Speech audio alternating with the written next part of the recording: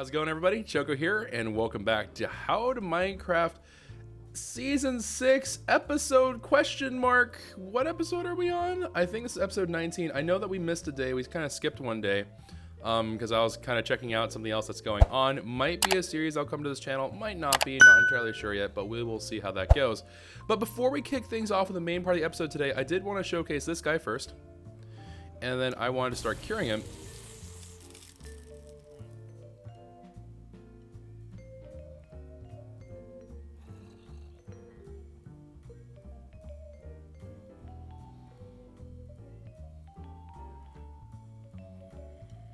Why did he instant turn?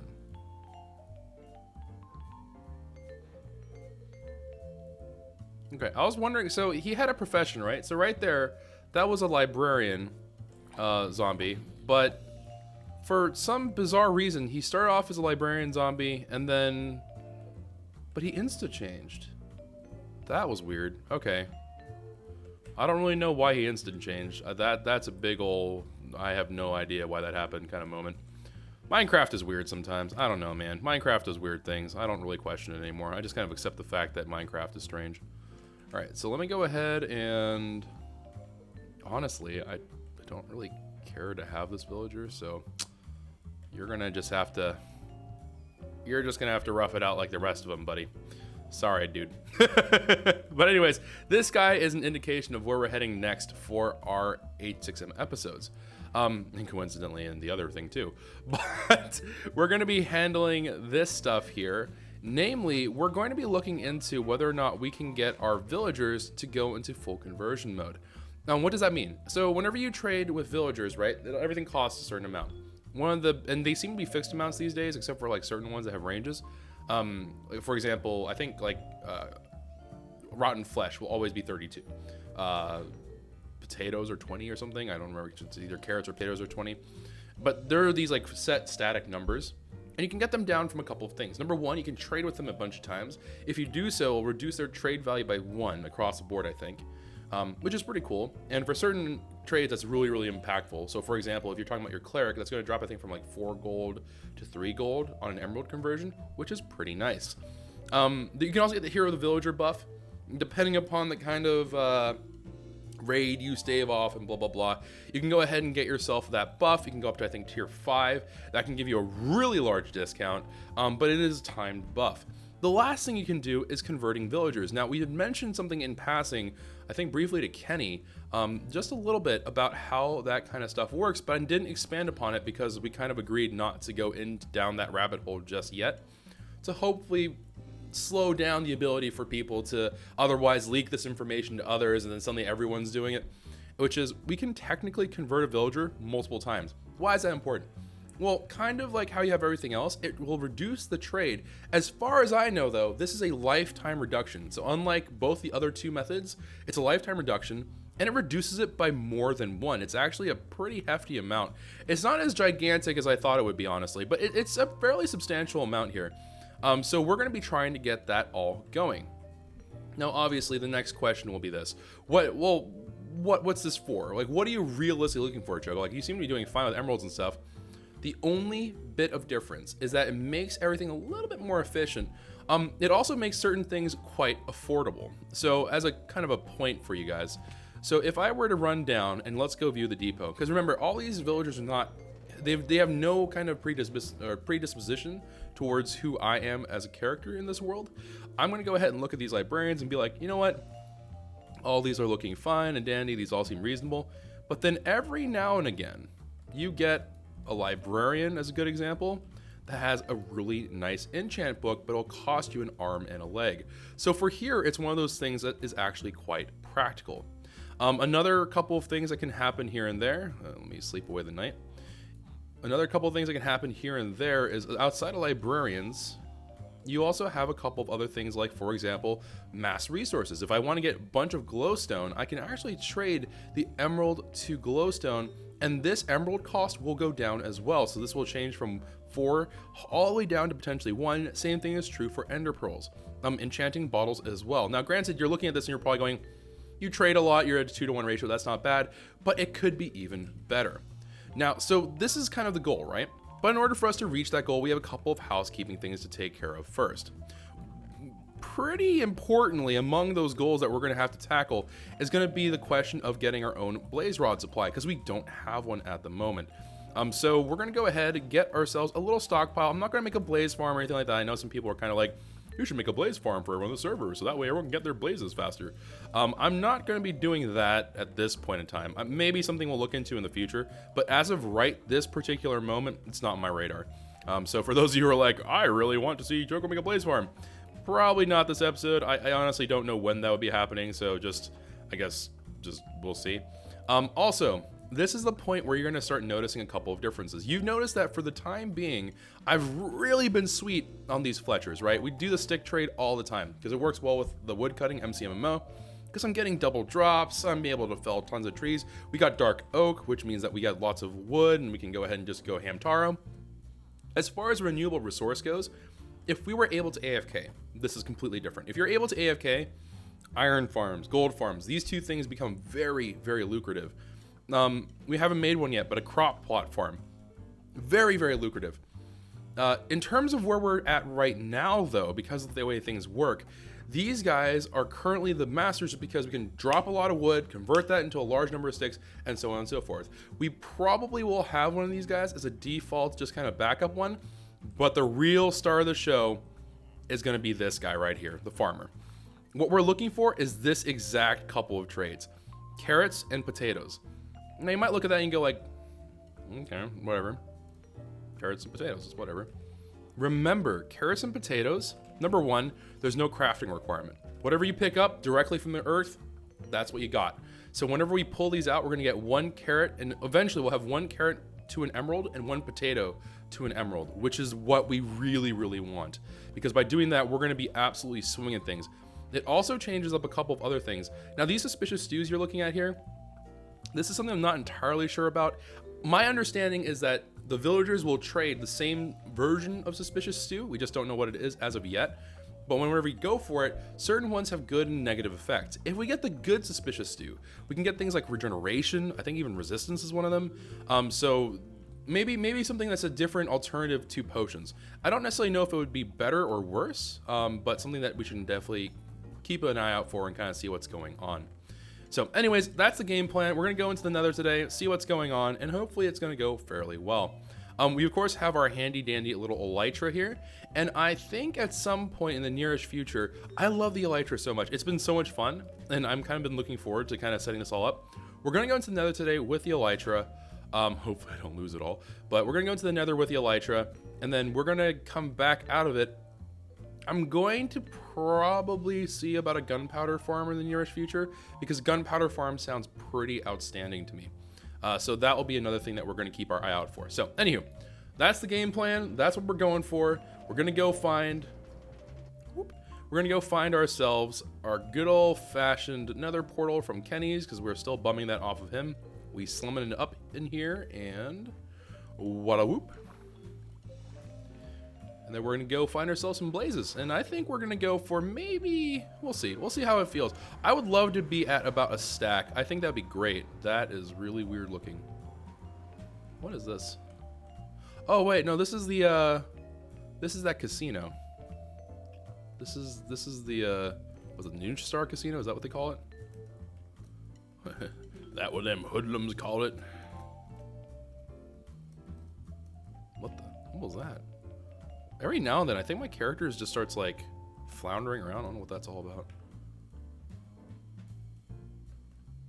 Welcome to the Newt Star Casino. Odds have never been better. Bruh. Okay. Zombie pigman here. Is it named? Senor Pigacolar. 2x, 3x, 10. Oh, it's this one. I remember you. I remember you all too well. All right. Are these sea pickles? I think these are sea pickles. Interesting.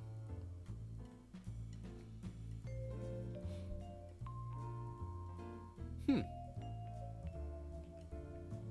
don't know. I don't know what the redstone machination is, so I can't really be like, ooh, admire. But I mean, it looks like the old one. I mean, it looks Neato Canito, I suppose.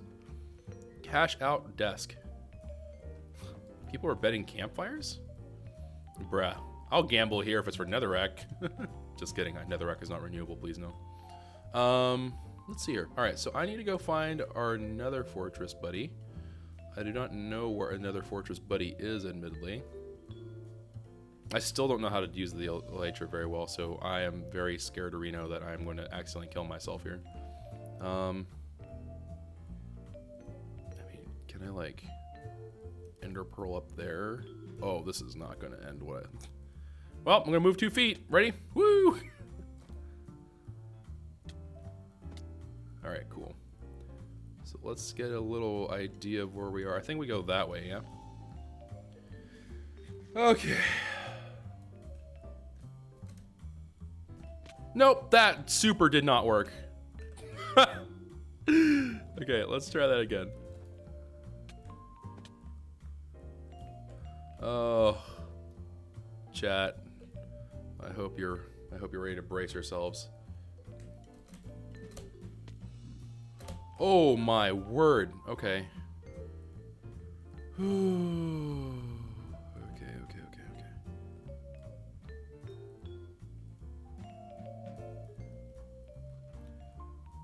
Up again.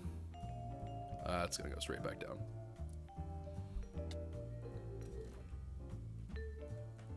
Okay. We can do this, chat. Maybe it's because like I have in my offhand, maybe? I don't know.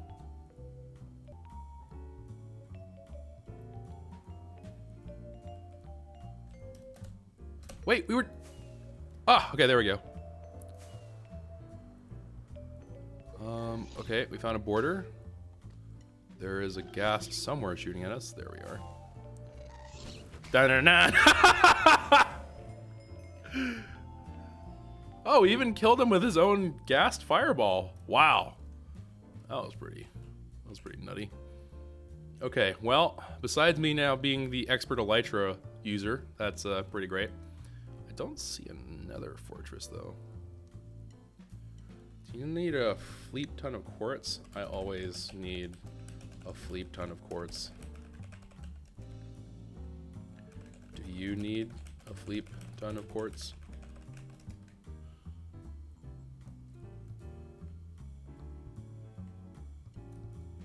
Ooh. Do tell. Interesting.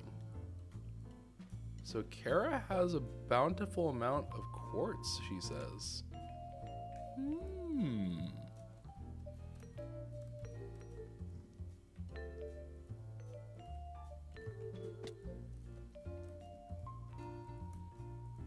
I'm really curious right now. I will leave it at your humble abode. Didn't you? I thought she needed quartz.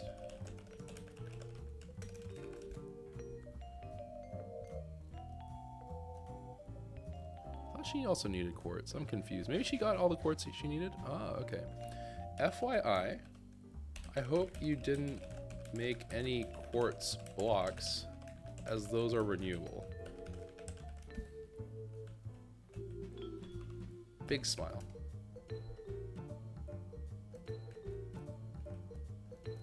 I don't like the fact that she's being silent. She used it to make quartz blocks, didn't she?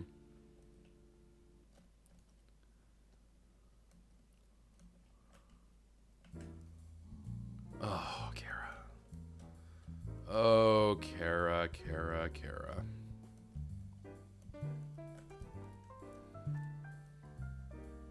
Oh, Kara, what have you done? A bunch of just nether quartz, not blocks. Yeah, what were you using it for? Question mark?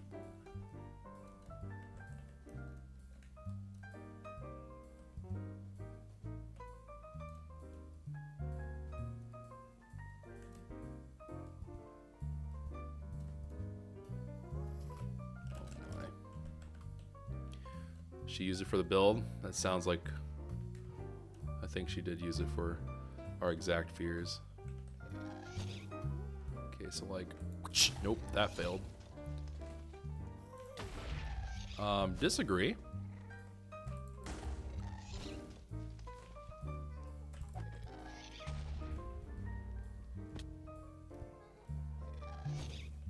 Hey there, Mr. Gasty Gas. Okay, I know for a fact I'm hitting them. Am I not hitting them? Am I doing this wrong?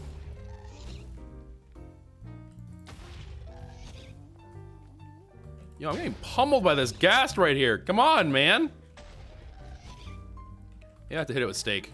Yeah, there we go. Steak is the right choice here. Return to sender. Okay, close. Nope.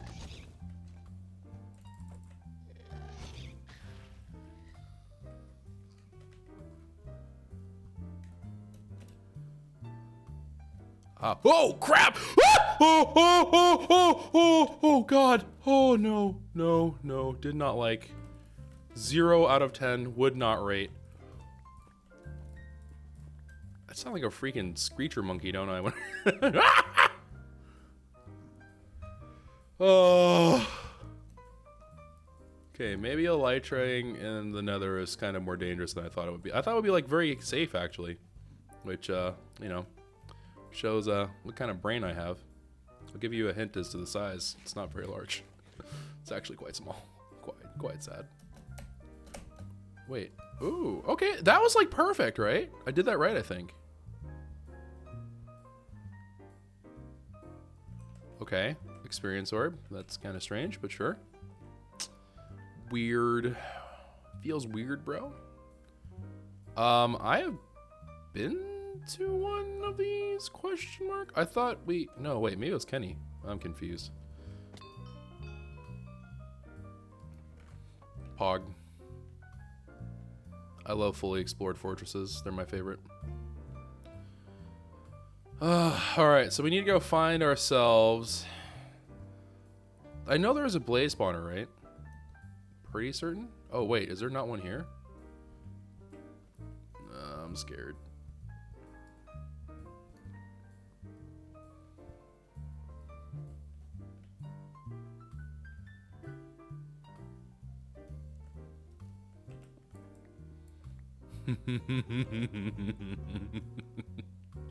Do we risk it? Oh, man. How bad would that be if I died out here?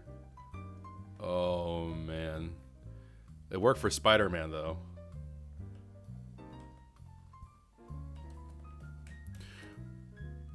Bruh! I figured it out! I just had to do what Spider-Man did. I just had to face my fears.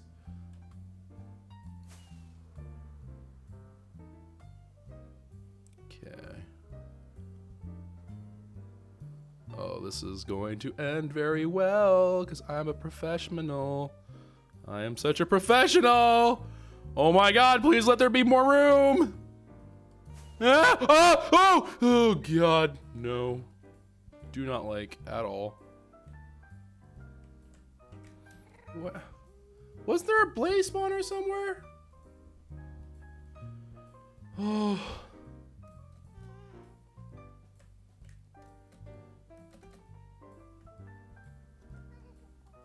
I thought there was a blaze spawner.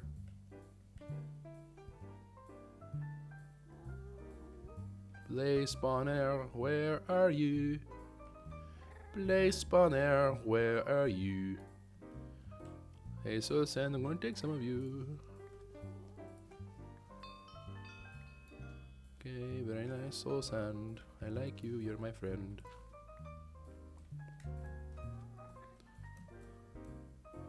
Let me think. Okay, so we don't want to go that way. I guess we want to go this way. Oh!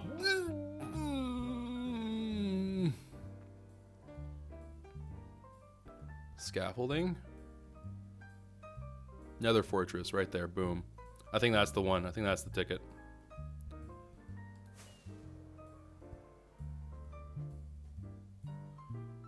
Oh, that's a ghast. Booyakasha. Alright. So I think there's a blaze spawner somewhere in these here parts. Let's go see if we can find it. So we're gonna go find this blaze spawner, and then after we do that, we got a little bit of like housekeeping to do, but effectively this will be the main thing that we're gonna accomplish today. We'll include some of the prep work so you guys can kind of like feel the pain, slash if I get really lucky, then I'll showcase me being lucky, because I love to preserve those moments to remind me that not all my RNG is bad. Most of my RNG is bad, don't get me wrong, but not all of it is bad. Usually it's all bad, but sometimes it goes not so bad, and I love those moments. Those are the moments that we treasure. Because it's a reminder that I don't have to have bad RNG all the time. The truth behind why Choco hates loot boxes is because I actually have terrible RNG, can confirm. Oh! Got spooked by a magma slime. Okay. Hike up your big boy pants, Choco. Can't be getting scared by magma slime. You are a full-grown adult bird, man, guy. You can't be being scared about these little weasels.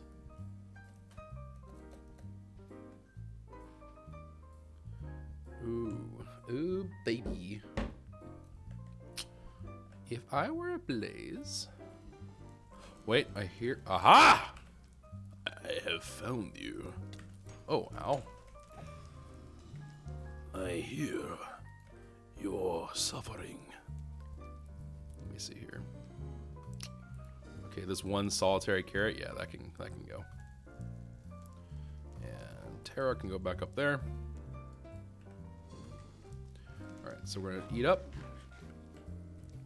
Yeah, I think a stack is reasonable.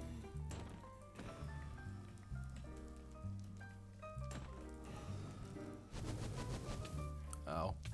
Ow. Ow. This is, I don't know who broke the back of this, but that's not such a great choice here. Ow.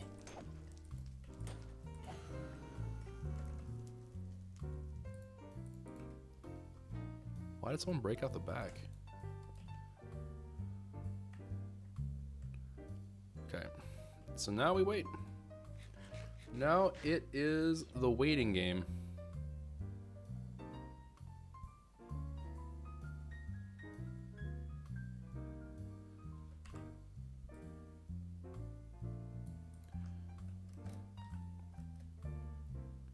Random aside, this has nothing to do with like anything at all, but I've been really enjoying an anime called Carol and Tuesday lately. Momo's interested in it, and I was kind of like, sure, I'm down to try out a show. It's pretty good. I enjoy it.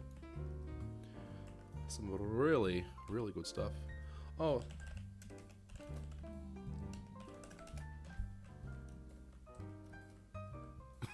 Oh, crap!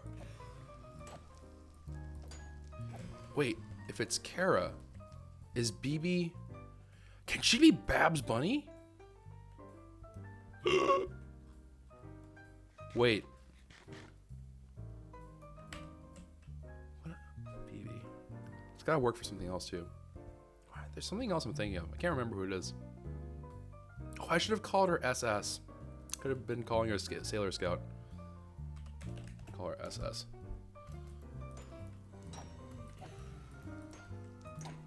Ow. Okay, 27.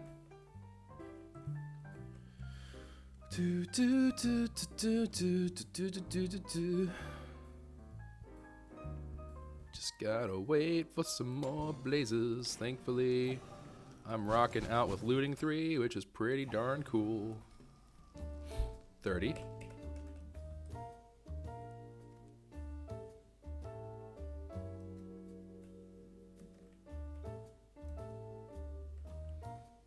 Wait for it. Boomer GG is now sleeping.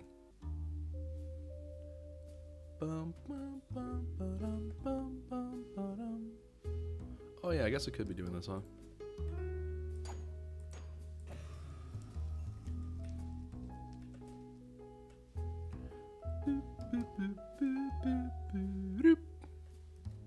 Come on, give me more blazes. Give me more blazes, give me more blazes, and make them burn with fire. Goodbye.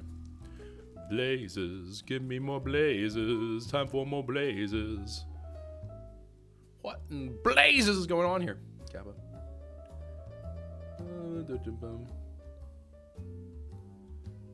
Come on. I'm gonna wait for. Oh, someone asked about phase 2. So phase 2 will push be a little bit behind. The devs want to take a little bit more time to polish some things up because the event was a little bit chaotic, a little bit too hectic for them. In terms of like things were going goofy, people's like permissions and stuff were not being set correctly. So I think they're going to take some time just to make sure that they can really like put forward the best job that they can.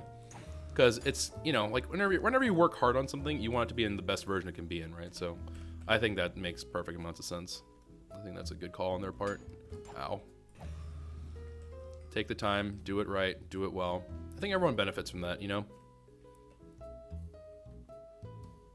So I think as of right now, phase 2 will be delayed, but I think the wait will be worthwhile. Because I think phase 2 is going to be, it's going to include a number of really important things in there. So we'll see how that goes. We'll see how that pans out.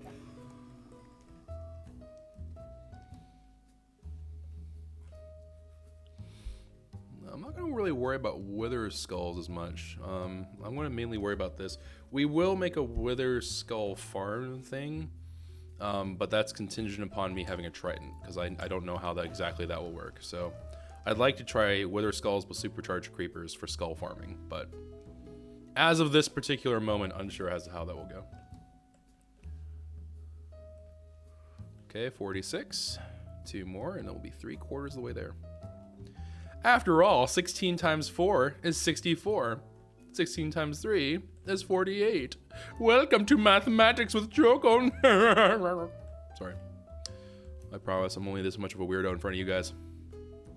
That's a lie. I'm a weirdo in front of everyone. Yeek. Yeek. It's a yeet and a yikes moved together to make a yeek. Now we wait. Now we wait. It's time for me to wait for my plate of blade. Ow.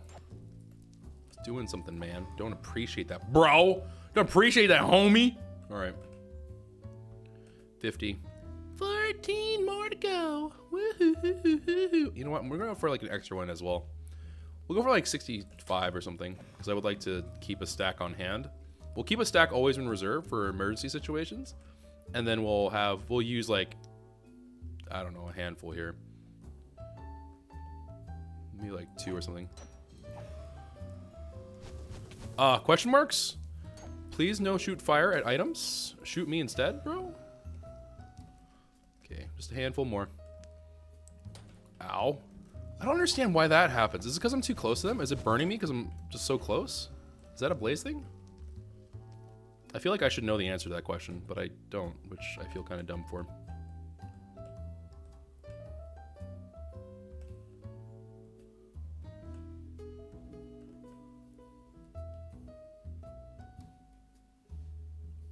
Okay, and then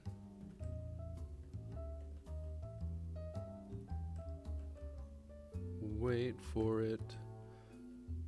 I'm willing to wait for it.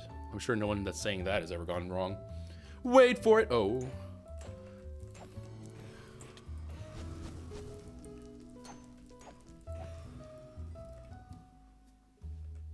All right, so we got a couple here on the ground. Nope. I want the other one. Okay, good. All right, so yeah, we'll go for like 2 more spawn waves, and then we'll probably head out here.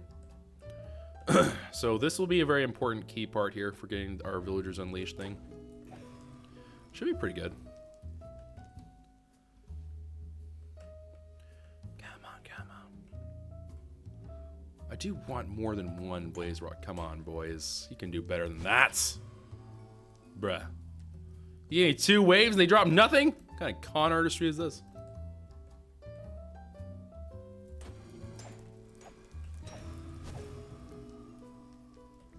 There we go. That's acceptable. All right. Wait, is that netherrack I dropped? Wait a minute. What? Netherrack is not a renewable resource. All right, we'll go for 1 wither skeleton kill, and then we'll piece the scene, as we say. Let me see here.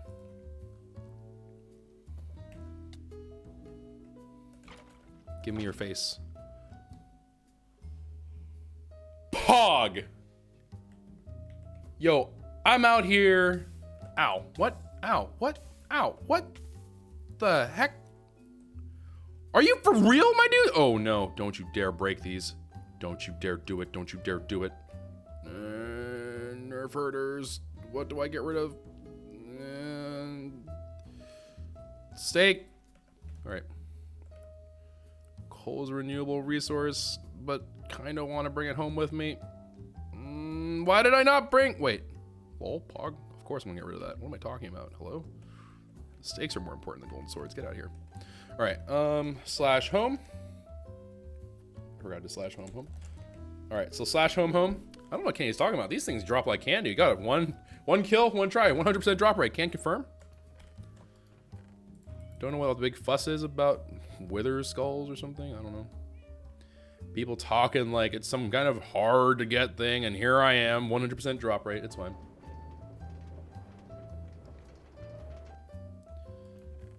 Oh.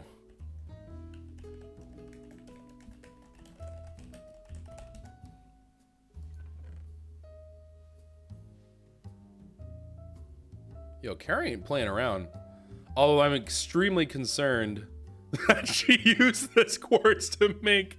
Oh, wait. Love the snow. Shows how cool you are. Real nice person.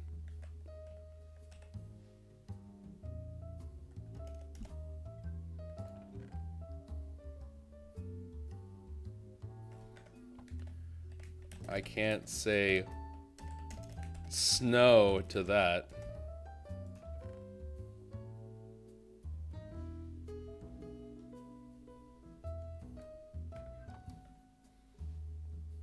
Okay.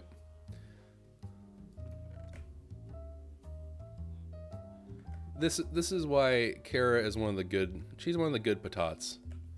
Also, I'm gonna leave the skull in Kenny's house because I think this is a fair trade. We'll put back the one blaze rod, and then we'll also leave behind a wither skull as a little gift for the Tibner Kenworth. Okay, so let me go ahead and dip into here.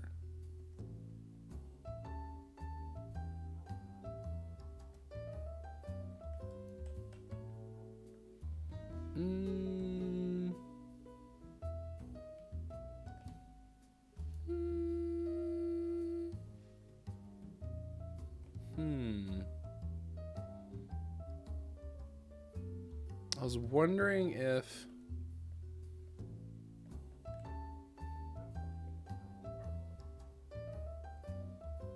Yeah, I think we'll make like a little sign. We'll make a little sign and then we'll move on with our business and activities. I think we do want an oak wood sign though. As it's not quite the easiest to read on okay, we'll take one of these birches out of here. But it's not really terribly easy to read the dark oak one. Can I get one sapling to replace, please? A huge fana. Please. Okay, I should probably stop using my axe. Come on, man. One sapling? Can we really not part ways with one sapling? Bruh. You know what? Fine. Want to be that way? There we are. And there too. All right.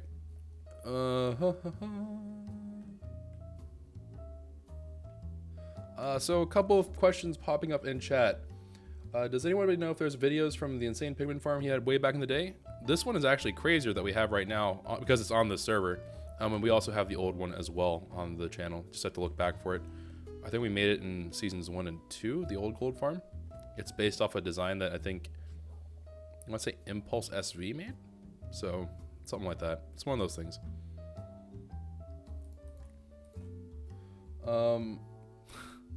Someone also asks in chat, so Choco, why you get all butthurt over over the event. I don't know if trolling or for real. Let me see here.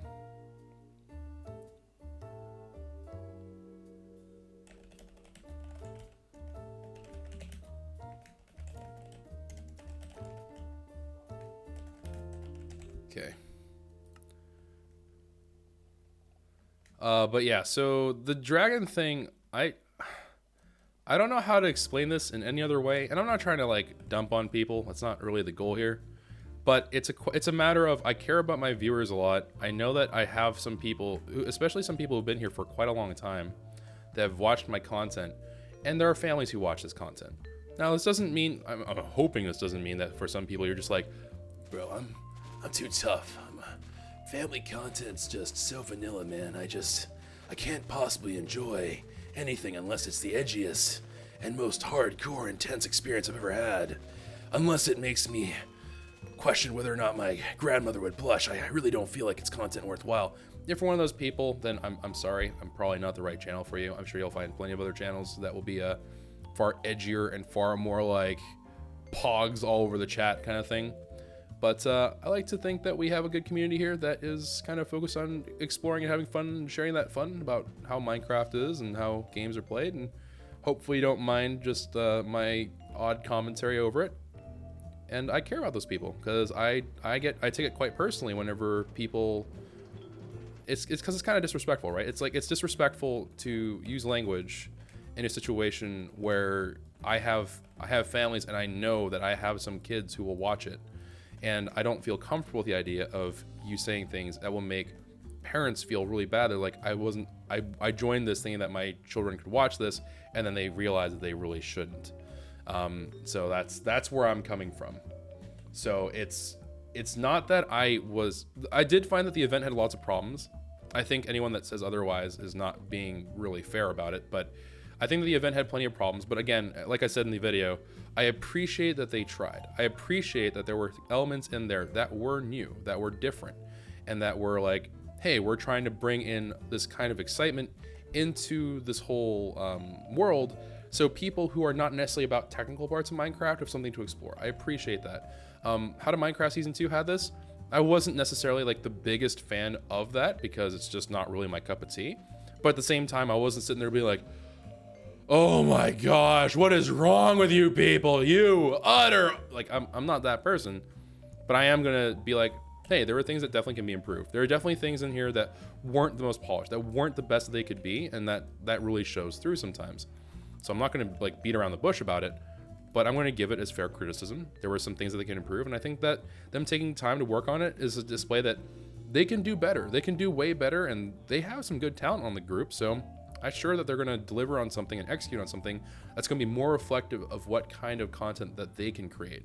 Because we're content creators on the video side. These are content creators on the actual like assets and production side.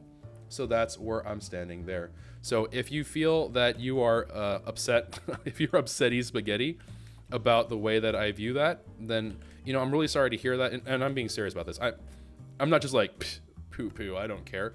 I'm really bummed out because I know some people are just like, you know, I kind of wasn't a fan of X, Y, or Z, and I get that. And for me, I always do want to bring the best to my viewers, but at the same time, I'm not willing to compromise. Like, I would rather pursue content that I can share with everyone rather than explore content that I can only share with a few people that have been supporting me for a while and who have been following, because I think all of you are really important. I think that each one of you should be given that due respect, and that would be true either way. If you have something that is near and dear to your heart, then I would want to be mindful of that too. Am I gonna, like, you know, snap my back bending over backwards trying to make everything happen? No, I'm gonna be honest, that's not gonna happen. But will I, if it's something that I can do, if it's something that is, like, I think reasonable and you can put forth the effort to do so, absolutely. I am absolutely every single time going to choose to try to be on the side of, like, I'd like to be there on your guys' side, making sure that you have content that you can enjoy and content that you can share with everyone, that you could watch with your family, you could watch with just your friends. Heck, you could be a grizzled old man who's been through like 8 billion like wars and is low-key like John Wick and just like, sometimes I just want to watch some Minecraft, man. Like, whatever the case may be. That was I don't know how John Wick does his voice. I can't even remember it right now. But point being, bad impressions aside, that, you know, that's kind of who I am. And if that's not your cup of tea, if you would rather be disrespected, I guess go for it. So, I'm 14 and this is deep. Well, there were a lot of people who were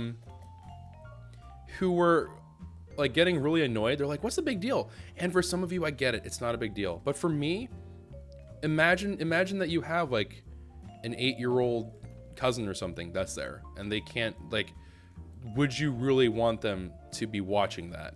If so, then that's a different conversation. But in my mind, I know a lot of like parents, especially, I've had parents who've reached out to me and been like, thank you, I love watching this with my kids. I've had kids that reached out to me and said, thanks, because I can't watch X, Y, and Z anymore because mom and dad found out that they cuss like actual, like really, really, really angry sailors.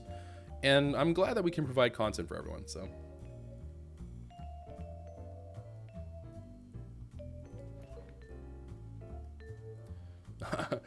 Also, for those of you who are wondering why I keep on glancing at chat, I took a glance and I started reading, okay, I'm not John Wick and haven't been through tons of wars, but I'm an older man and I appreciate the content, followed by, I'm a grizzled old man and I listen to you to relieve stress. I think we have a couple of biker guys who actually watch this channel, which I'm very curious about. I wish I knew like what everyone looked like. That would be kind of cool. We have like a bunch of like, we have people from all sorts of walks of life. It's really interesting, actually. It's pretty crazy, to be honest. All right, so let's go ahead and start thinking about this, yeah? We're gonna make, do I want to do it this way? So here's the problem that I'm gonna run into, yeah?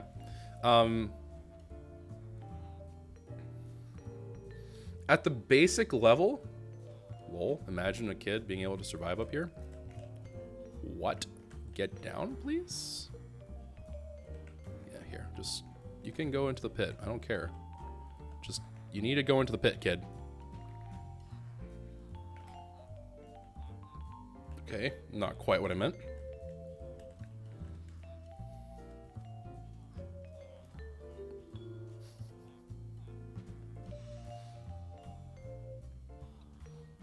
It's, okay. All right. Whatever. I guess I won't worry about that. All right. Anyways, so the problem I'm wrestling with right now is I haven't quite finalized the idea for what I want to do with Kenny's whole operation here. Obviously, we had made this blueprint before about with the torches and stuff that are outlining the position that I was originally thinking for the main base of operations. I don't know if that will necessarily be true anymore. I don't know if I want to run, well, I think I want to still honor my word about like, I'm not going to build my farms near anybody just to make sure that we don't have it running too long. So I suppose we will have an operation out here regardless. So we're going to need to make ourselves a couple of tings here and there. So let's go ahead and get to work on this.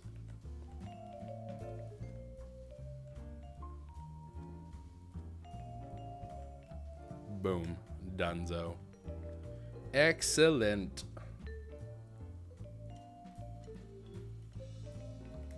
And how do I want to do this? That's a real question.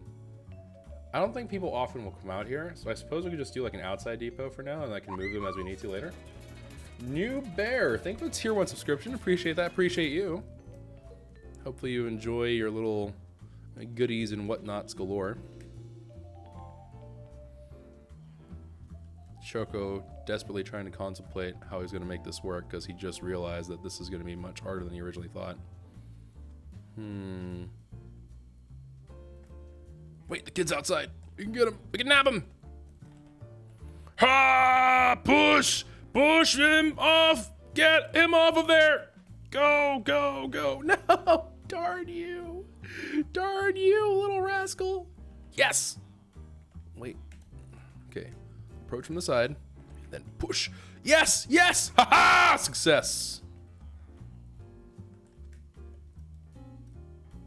All right, so let's go ahead and let me see here. Yeah, we'll do like temporary stuff. So what we can do for the temp stuff is I'll go chippity chop some of these spruces down, and we will use them actually for the sticks. And I think we might use, well, we'll see. We'll see what ends up shaking out here. What is this? This is man-made. Okay. All right.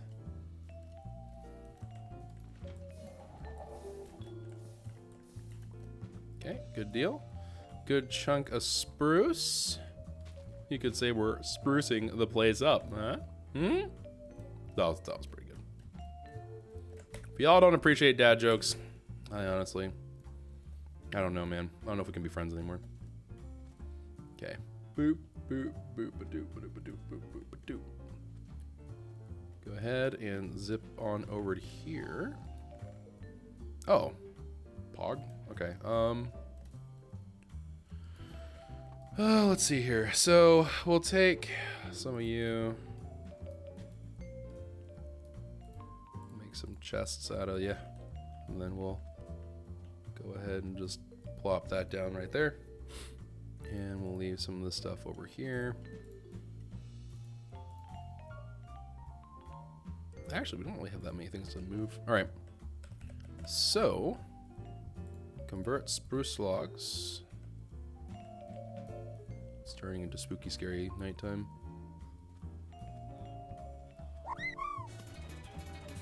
Hey, Munch, thank you very much for the Twitch Prime sub. Appreciate it. Appreciate you. Well, that guy's having some nightmares. Me too, dude. Honestly, very relatable.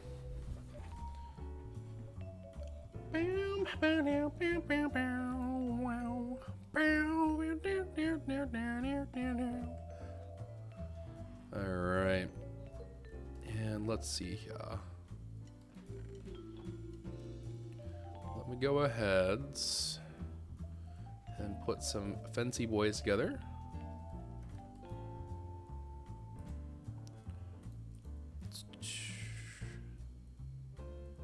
Okay, I guess we're gonna do spruce boys. So we'll do that right down the middle. And then we'll run those right there. We're just gonna use fences because fences are like, you can kind of more easily predict the way that they'll work, which is nice. What you should theoretically be doing whenever you do this as well, I should mention, is I actually should be making like full block cages, because full block cages mean that there's no chance whatsoever that they can collide. Because technically the fences aren't like a full block in length and width, right? So it's one of those things where technically speaking, I should be doing that, but nobody got time for that. We just gonna wing it. It's how we've done everything else, darn it. That's a good attitude for that, right? 4, 5. We should make that a little bit bigger. 5 learned anything. All right, so 6, 7, 8, 9, 10. Actually,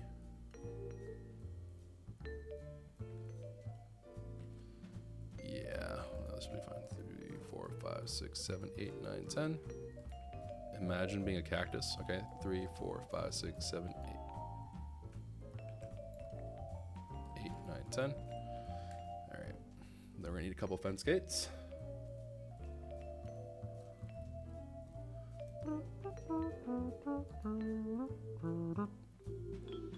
Okay, and go ahead and convert these bad boys. Sweet. Wait, no, other way around. Hole. All right, and then we're just gonna do 2 U. Whoop, 2 fence gates. All right, and that should do the trick.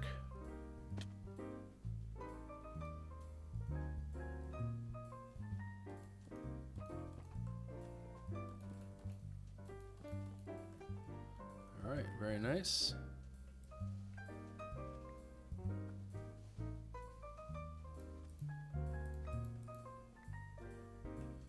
Okay. So that looks like a secure perimeter to me. I don't think it's very likely that anything gets through that. Obviously, it's going to require some lighting up, but we can sort that out in a moment. Actually, we have a furnace right here. I guess I can sort that out right now. I can definitely sort it out right now. Boom. Easy. What you got? Okay. And then we'll just do on the corners here.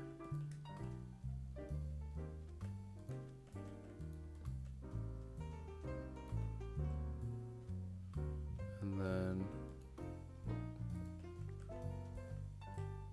1, 2, 3. 1, 2, 3. 1, 2, 3. 1, 2, 3. Thank you for the 20-bit cheer, noob. I wish there was a Discord. Yeah, we'll be. I've been dragging my butt on that. I really do need to get that going. We do have one. It's just I've been real slow about it. I'm sorry. I'll get that going soon, I promise. All right. So, how in the world? I want to know how this happened. I think it's like the baby villagers are occasionally spawning out here, and they're just kind of spilling outwards. But here, we'll. Oh man, this is gonna end so poorly. 8-bit cheer from noob saying cries. It's okay. We'll get that rocking and rolling here in a bit. You'll live. I know it's currently the darkest of nights, but you will live. You will live to a brighter tomorrow. You have to believe me. All right. We're gonna play a very dangerous game right here. All right, so I got 2 blocks, and then all heck is gonna break loose. Oh wait, no, hold on. I can do this in a smart way. Just kidding. Hold on.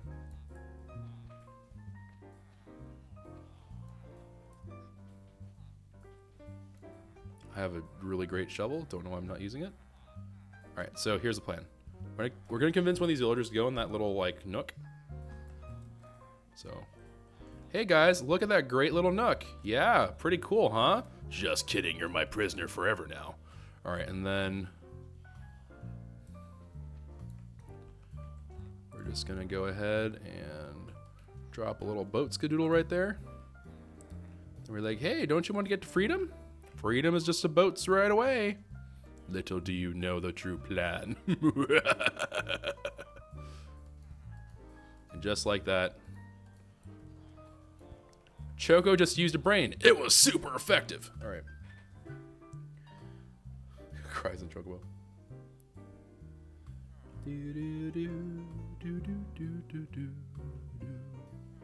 All right, so this is the equivalent of making like a Steve Rogers, right? We're gonna make our own super soldier villager who hopefully I don't hurt. Okay, perfect. All right, so right now he's just kind of a nobody, right? He's just kind of hanging out, just kind of being like, oh yeah, life is pretty good, I guess. I'm alive, aren't I? Okay, and then we're gonna go ahead and look up composter. Thankfully, we already have a bunch of fences, so that's fine. I'm gonna allocate the bed to the villager as well. So he's gonna turn into a farmer. Great. We're gonna take this here bed and flop it on over to him. Okay, also great. And then, oh geez, I don't think they're, I would be incredibly shocked if it turns out that these sheep are alive / not dead / are being behaved. I just don't think it's gonna happen. Yeah, I can see it from here. I can see my house from here. Also, I think we might have a way to make that even better. So right now they don't currently double spawn because they're alternating, but I think we can actually improve that. So something that you might want to keep in mind.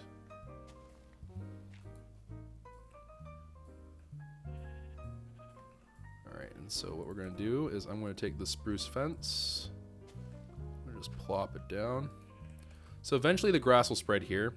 The importance of the grass spreading, by the way, is not just because like LOL cosmetics, but it's actually because of the fact that by putting a fence down there, it means the grass can spread, and the grass spreading to there is what we really need, so the sheep can regain their wool. Because sheep need they need grass in order to regain wool. Sort of a hassle, but nope, crap. Well, case in point.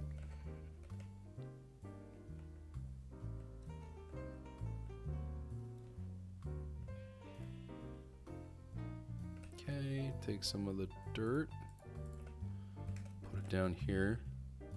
And slow and steady wins the race. I recently have reconfirmed that the best way to play Minecraft is to play it slow and steady. Rushing leads to terrible, terrible things happening. Taking it slow and steady, knocking out one objective at a time, that dare be right good Minecraft. That dare be real good Minecraft.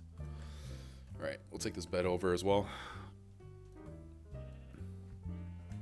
Then I don't have shears at the moment,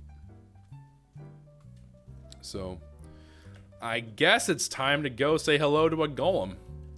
And actually, this will be a good test. I have zero idea how these golems will interact with the nerds over at the other place. Oh, just kidding. Maybe we don't need them. Hog? Nope, I still need one more sheep. Baba, black sheep, have you any wool? If so, you might be super dead. Right. I need my mutton, I need my chops, I need for all the things that make you a flock. I need your wool. Actually, I really should be giving them haircuts. I really have zero reason to be just eliminating them outright. But, you know what we can do?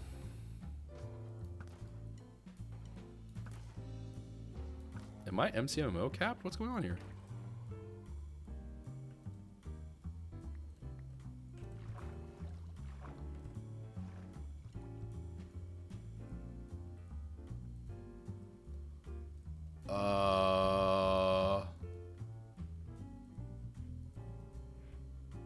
Huh?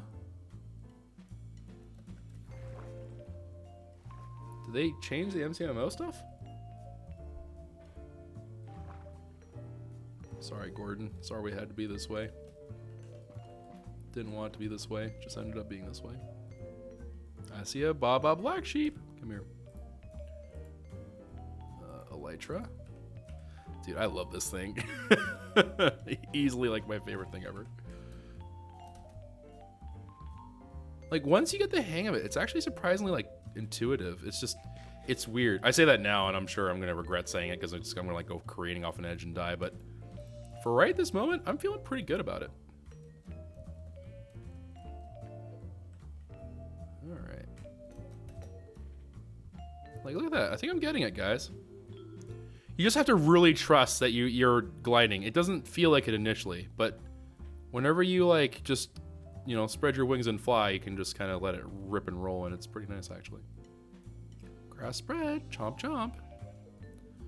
There's grass right there, guys. Come on, just chomp chomp. Chomp chomp. Chomp. Yes, chomp chomp. Chomp. Why you know chomp?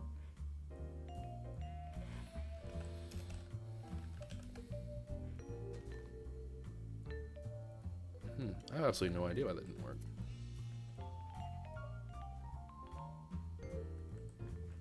Now you might be sitting here wondering, but Choco, por qué? The reason is I'm going to need a little bit extra for some carpet. Because I don't believe, number one, well, I can't. Boink. Something is weird. Is MC? Oh, no one's on. Rip. Is MCMO broken at the moment?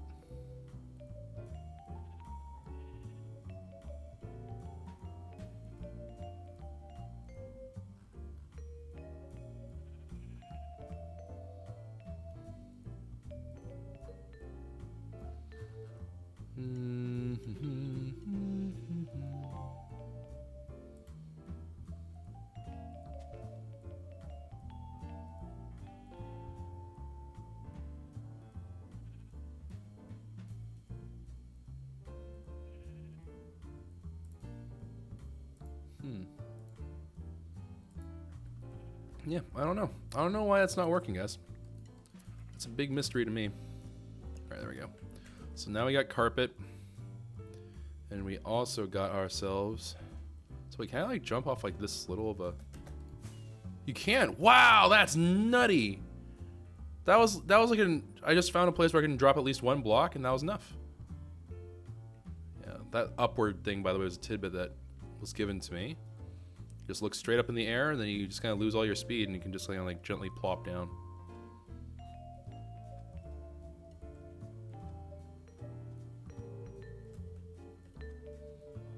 Okay. So, now begins the hard work. So, we have ourselves... Oh, actually, well, I kind of didn't bring everything I needed. All right, so we have ourselves a bunch of things here. But perhaps most importantly, we got ourselves a brewing stand, which I'm going to go ahead and plop down right on here. We got some glass bottles I'm going to need to fill with water at some point, so that'll be a thing. I guess that some point will be right now. Chuck those bad boys into there. Convert these blaze rods. I'm going to leave one blaze rod to the side. We're going to put these all in here. Nope, just kidding. Okay, put them in there.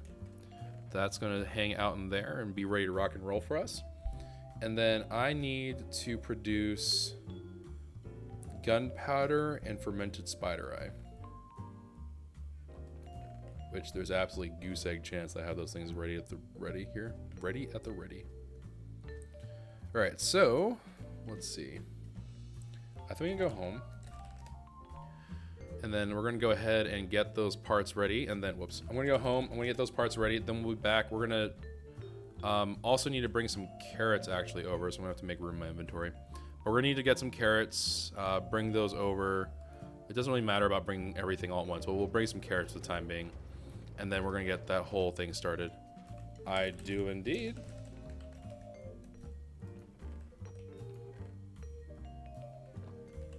Dost thou needeth one?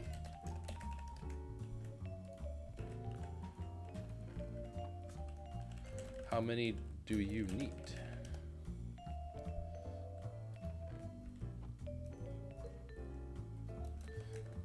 Meet you at spawn.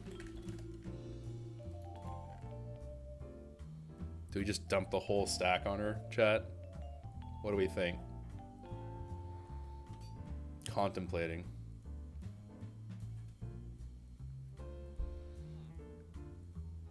Half a stack? Do it. Whole stack? Alright. We go whole hog. We going huge! Let's go!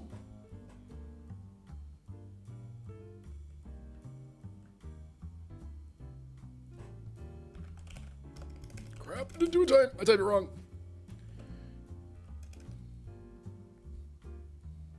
My wings. Oh crap, I didn't do it right.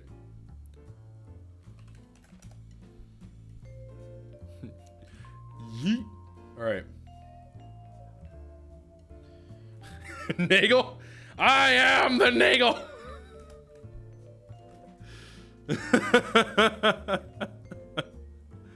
Oh, I probably should record the location of that one blaze. Nah, that's fine. We'll figure it out. Alright, so... Well, that actually weirdly helps us out. We are Nagel! Alright, so we're gonna go ahead and dump some things into here. Drop some wool into there. Sure, we're just gonna drop all kinds of junk into here. That probably ought not be junk in here, but you know, it's fine. Alright. What are you? Where's execution? There you are. Okay, so let's get everything properly set here. Alright, so I need fermented spider eyes, like I said before, so I'm going to need some eyes of spiders. I think we brought enough for 4 goes of it, right? So we're going to bring 4 there, 4 gunpowder. I do need a bit of sugar. I guess I'm just gonna like hunt down like random odds and ends of sugar. And I'm gonna need 4 mushrooms.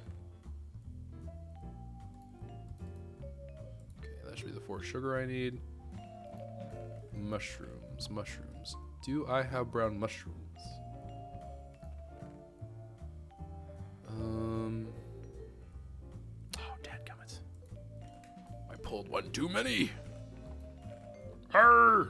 Okay, why does this happen to me? I just want mushrooms. Wait, can I just put mycelium down? Won't mycelium just kind of grow it just because it's mycelium? Wait, hold on. Let's check one more time real quick. Is there a mushroom in here that I'm just being super blind to?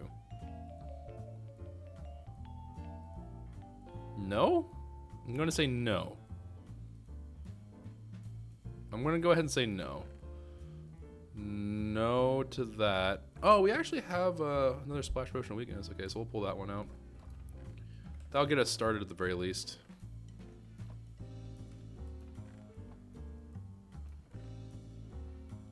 We need brown mushrooms, I believe. We do have red mushrooms, but I think we need brown ones. Can you bone meal mycelium to get brown mushrooms? Question mark. Is that a thing? Am I correct in thinking that?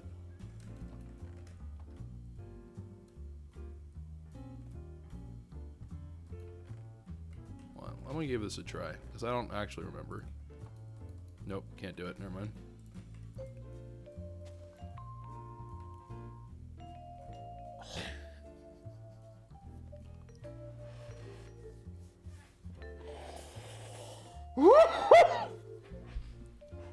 It doesn't matter. I need more mycelium than that anyways. So, I can actually get mycelium back from herbalism, but the real big thing would have been if you take mycelium, leave it in a dark spot, mushrooms will grow on it, I think. But I was curious to see if that worked. So failing that, the other place I can think of is going to Home Gold. And here we can try to make that work. Ripping pepperonis, all my zombie pigmen. Okay, it is on. I'll get you out just in case I really... Aha! I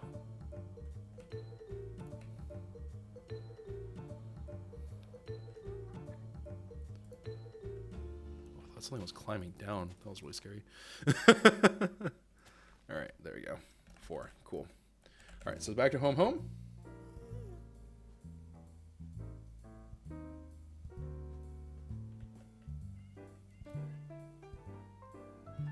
Alright, and then for you... Oh wait, no, hold on.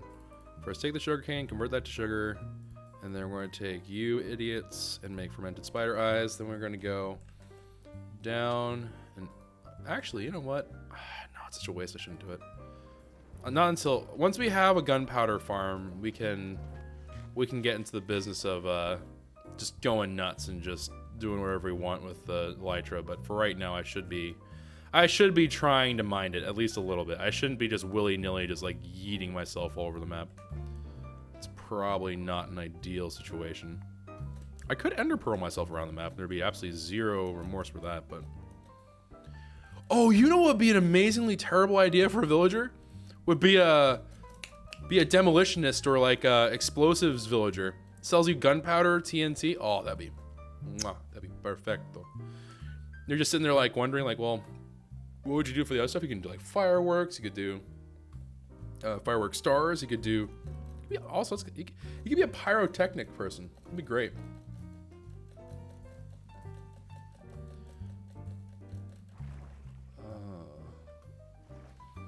The question of will we ever get a mushroom? Maybe. I don't know. Mushrooms in vanilla Minecraft might have a place here. I still don't know. So suspicious stews might be something that we investigate later on. That is actually like a real possibility here. Ah, so good to see my iron farm working finally. I don't want to have to walk. I know we just talked about, you know, conserving our rockets, but like, fam, I don't want to walk that. It's far. Ow. All right, so I actually should have let it stay night. I just realized I don't have zombies. Alright, so fermented spider eye. Put one of those bad boys in there. We got a splash potion of weakness. We got golden apples. Ah, yes. We will, comma, however, require ourselves to make a little something here.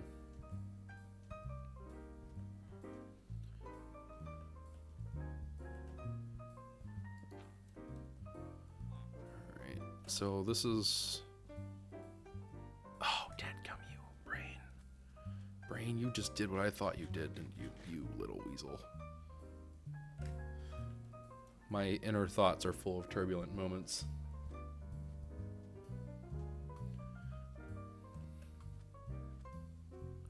Alright, we're gonna go hop over here. Eat an ender pearl over that way. Oh no, we didn't get the recovery proc. I believe that we'll get this one back. Yeah, we did. Alright. So let's go ahead. Okay, I'm gonna disallow elytras for the time being because I really need to stop wasting all my gunpowder. I just don't have the gunpowder to do that, man. Just don't have it. You know, we could breed these idiots. Yeah, whatever. I do want one more. I'm kidding. I would actually, more than one more. I would want... Yeah, no, it'll be fine. Alright. Go, Ender Pearl. Go, go, go, go. Give me a wreck. Recycled. Yes. Go, go, go, go. Yep. Got it back. We're the best around. And whoop. There we go. Some nice little carpet.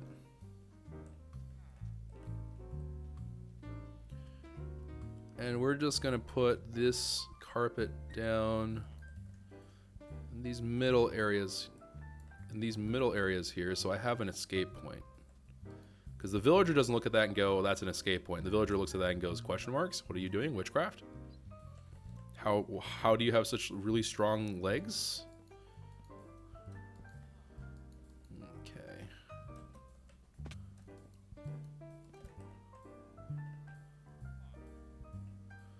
All right.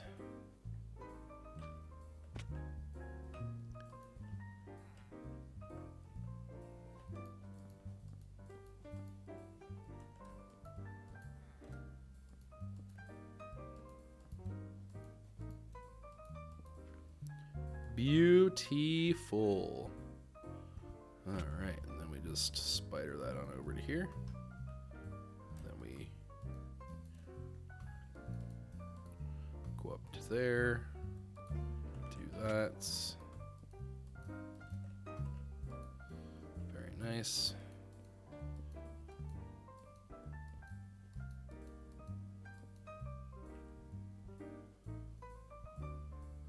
Wait, what am I doing? Why am I doing these inward ones? Question mark?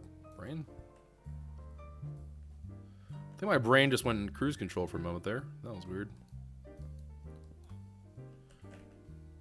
Choco acting like his brain is actually like ever really working. Like, let's be honest here. Choco brain doesn't really work. Choco brain pretends to work from time to time. Choco brain imitates like it knows what it's doing. But, I mean, you know. All right, when we're actually just on time for nighttime as well. We're doing this pretty well.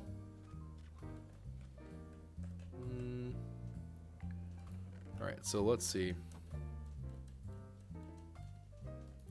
Okay, so now we have potions of weakness. Gonna chuck not all of them in there. We're gonna chuck one of these gunpowders in there. We're gonna get 3 splashes for it. Not too shabby, if I do say so myself. And we'll make a handful of fences here.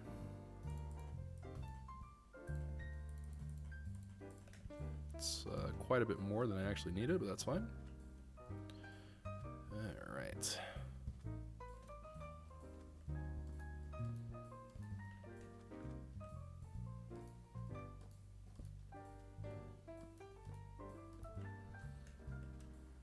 Okay.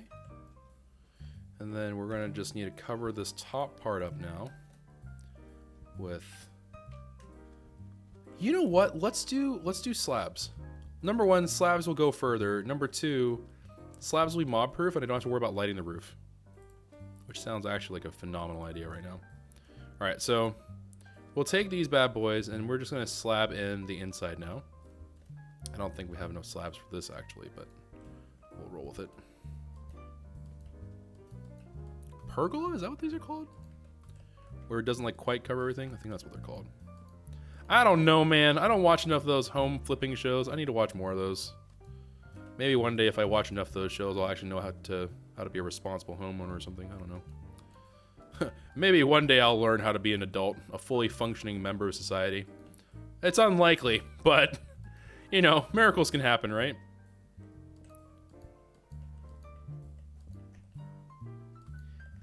Darn it, if I can do it, anyone can do it. I can be a symbol of hope. Because if an idiot like me can achieve things, then anyone can achieve things. Bruh. 1, 2, 3, 4. 4. Dadgum you, game. Dadgum you! Go chop down some more wood.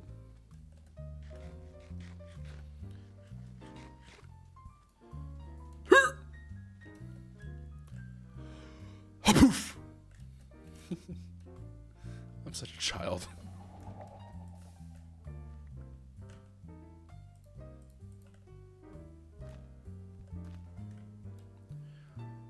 All right.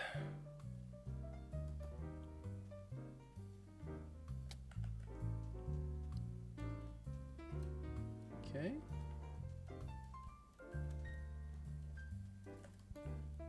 And there you go. All right, that is more than enough slabs. Alrighty, so that should work. I believe this will protect villager from utter and doom. Like, we have plenty of like spare villagers, so even if we were to lose this one, we can learn from its mistakes. So it'll be fine.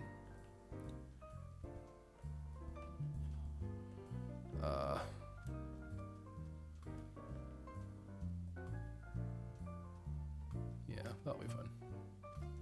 I think this will be okay. Alright, so now we just wait for the sun to set.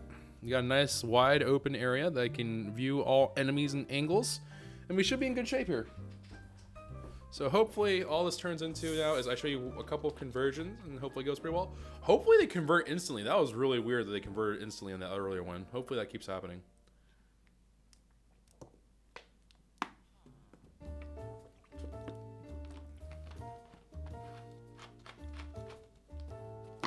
All right, here we go. Prepare the conversions! The mad scientist lives! Ha ha ha! Bruh.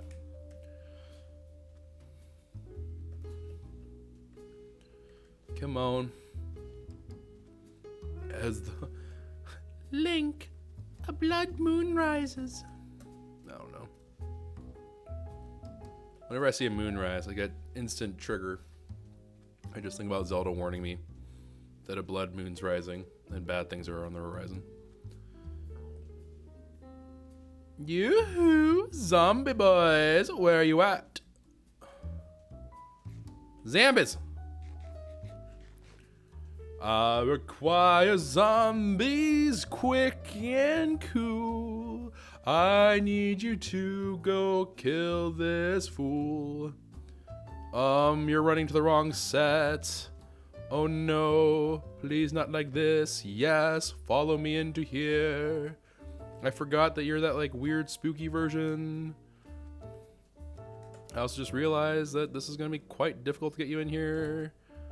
Alright, so that's a way in. Joke's on you! There's no way out! Alright, now we just go ahead and give him a moment. Oh, wait! Wait, on. Shoot. No, didn't see anything. Ow.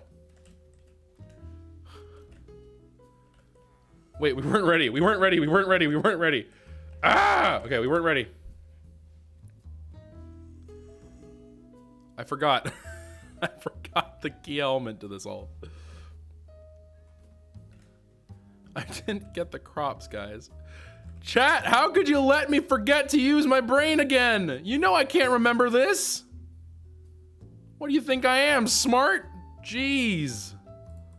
I almost forgot, man. I almost converted them without thinking. Not a whole lot goes on in that noggin of mine, you know?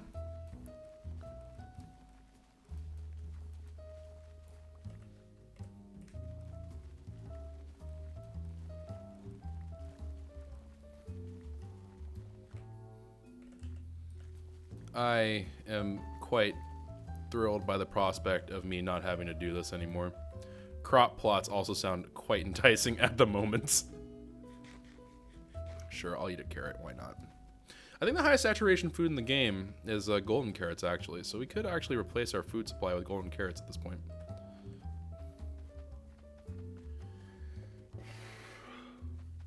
Whoops. I see you have come back to the light side. What is the light side? Oh. I'm assuming it's done with the other series. How do you quick sort your inventory? It's a plugin. It's not a vanilla mechanic. I know that threw quite a few people. I would strongly recommend that if you're watching this series, that you treat this as a non-vanilla series at this point. Because it's not a vanilla series anymore. It's so heavily modified that it doesn't reflect what a vanilla series progression looks like. And it's just a completely different beast. Like, it really has virtually nothing to do with anything. Oh, we almost forgot as well. So yeah, whenever we're waiting for the next night to start, don't let me forget, chat. I'm counting on you here. But don't let me forget, if possible, that I have to go spend my skill token. I don't think we have anything huge coming. But I would like to do that.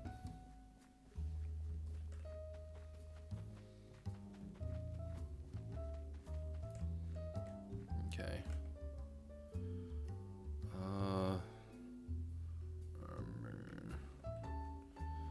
Wow, thanks, Coder. Thanks there, Bibby. You the best. All right, so /home. No, I can't /home there anymore. I don't have a /home there. I could elytra, but I'll run. I'll run, Barry, run all the way to the bank. All this quartz, man, pog. We have all the quartz we'll ever need for any number of observers we'll ever want.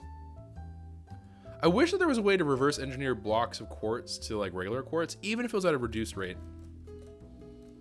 I wish that you could like fortune them, and if you fortune 3, like get like really lucky, get all of them back.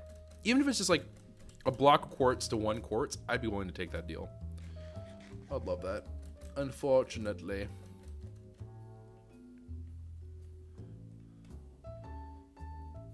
Suspicious steel has a high saturation. Well, okay, with the exception of foods that are not considered, like golden carrots are the highest saturation stackable food. Stackable to 64 as far as I'm aware.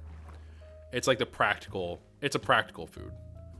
I'm not gonna run around with my inventory being chock full of 9 billion suspicious stews that I know are well rolled. Not the plan.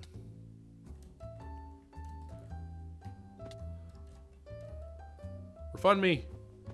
Rip, we didn't get that one back. Can we get some F's in chat? The poor thing never stood a chance. Wait! It's not. I know there's an entire end full of you nerds, but I will happily take you on here.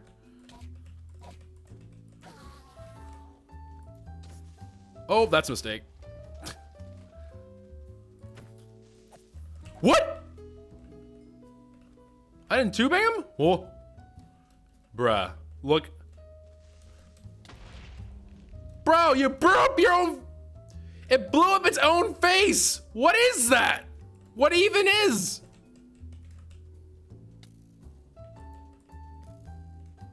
Lol, when the Enderman has to dodge the freaking skeleton shots? Get out of here.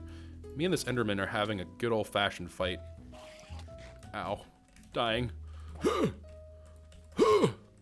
Okay.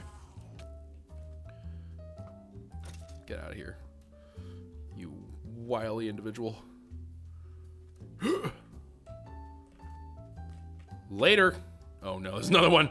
His cousin was here. Oh, rip. Did the villager actually like rip a Rooney completely? Nope, he's still here. All right, good. Pog. No, I don't need a skeleton. I do need a zombie though. That's a cripper. Don't need creppers either.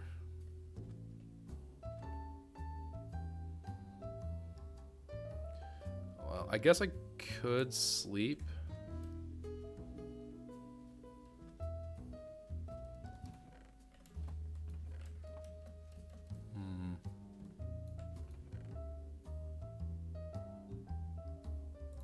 When did I? Bro, these creepers, man. I must have turned down my hostile mob sound down a lot. Because these dudes are sneaking up on me like left and right.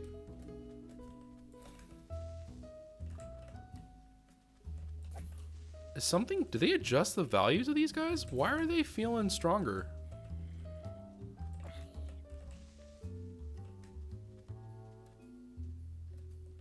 They seem stronger to me. And that's really concerning. I'm pretty sure we used to reliably 2-bang. So slight confuse.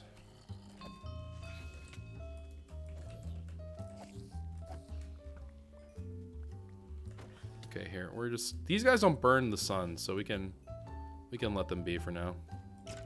But you, friend, you are gonzo.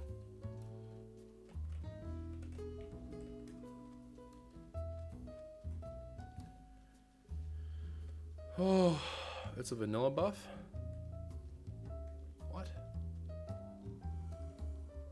Have I seen the lookout in your spawn? You can see so much. The view is beautiful. Oh, I did for a thumbnail. We actually flew over, for the Elytra episode. We did the whole, I guess for those of you watching on YouTube, it would be the last episode, but we did that for that. I did it for a thumbnail. And I'm like, oh, that was pretty lit.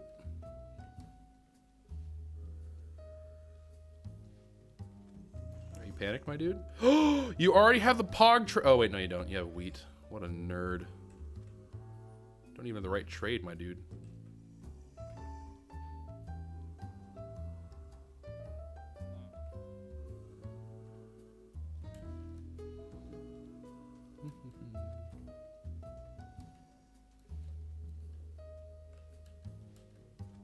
Oh my. Bruh.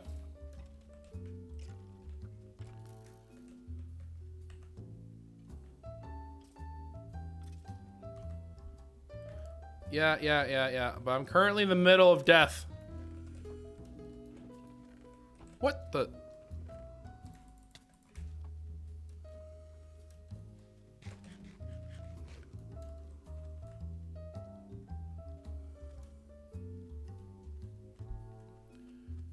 All right. You were so close to being the right one.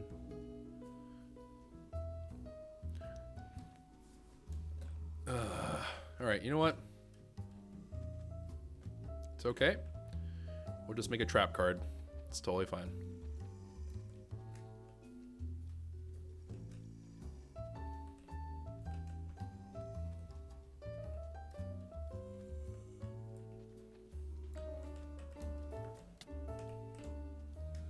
Okay.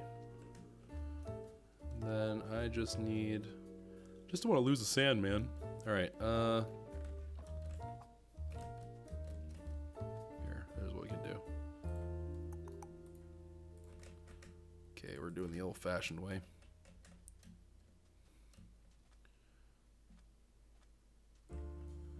We'll get it done the old-fashioned way.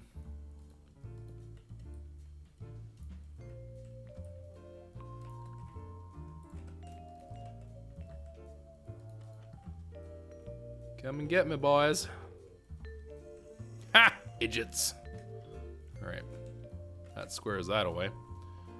Alright, and he's now a normal villager. So what we're going to do now is I'm going to look for the right kind of farmer. It's currently work hours. For those of you who don't know how work hours work, you can notice that right now he's like just instantly losing a job and gaining it back. The reason for this is because during certain times of the Minecraft day, villagers will be keen on trying to work. and that's all they're really focused on. So they're always looking for their workstation. So right now, this villager is trying to work and he's not finding any work, so he loses his job right away. And whenever I put a workstation down, he finds a job straight away. Now I found, like, there it is, that's the actual trade we need. So now we're going to we found that trade by just re-rolling, kind of like how we do it for librarians and stuff.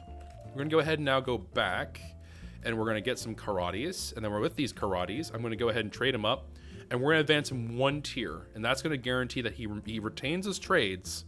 So these trades will go ahead and be the one that he'll come back with after being purged of zombiness. I don't know why you're being weird about this, but okay. There we go. I don't know why I was being weird earlier. And we're just going to trade a bunch of carrots because I'm a nut job. I really shouldn't be doing that. All right, so right there you can see he went ahead and moved to apprentice. He actually got some of the more favorable trades, which is fine. But again, not the main focus at the moment. So now we're going to bust these guys out. We're going to let them go in here. Okay, or they're going to be like really small brain. Okay, there we go. So they're going to hop in here. And then they're going to go and hopefully beat that villager up. Now you don't want to go too far from this villager, because once he converts to a villager zombie, he's not name tagged. So and I don't think if he's name tagged and he's bitten, I don't think he retains the name tag either. So you just have to make sure that you're somewhat close by. You want them to change their attention to the villager, of course. I don't think the variant zombies have any kind of problem with this. So it should be the case that once we have them bite, that'll be good, and then we can go ahead and convert. Let me just go ahead and swap things out a little bit here. Okay, these guys are like super focused on me. Guys.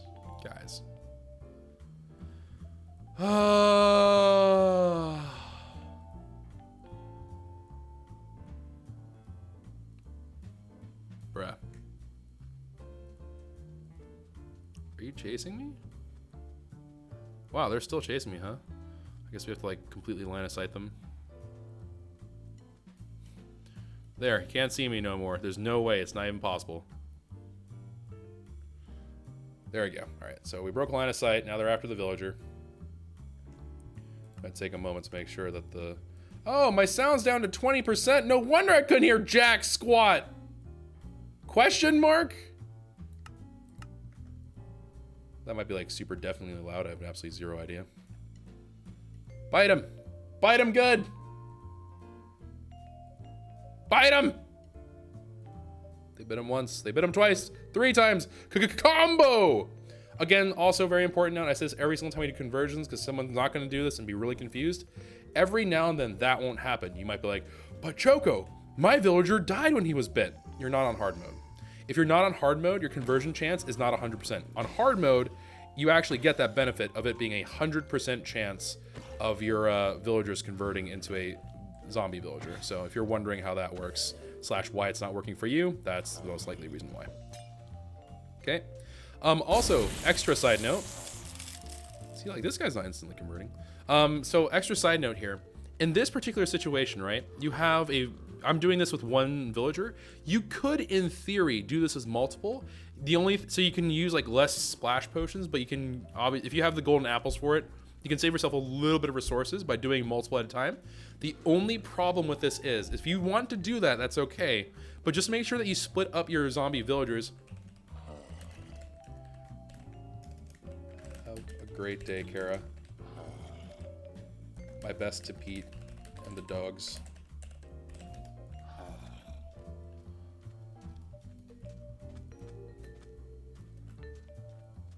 So if you want to do this, just make sure that once you do it, you split them up. The reasoning for this is that the zombie villagers will change probably not at the same exact time.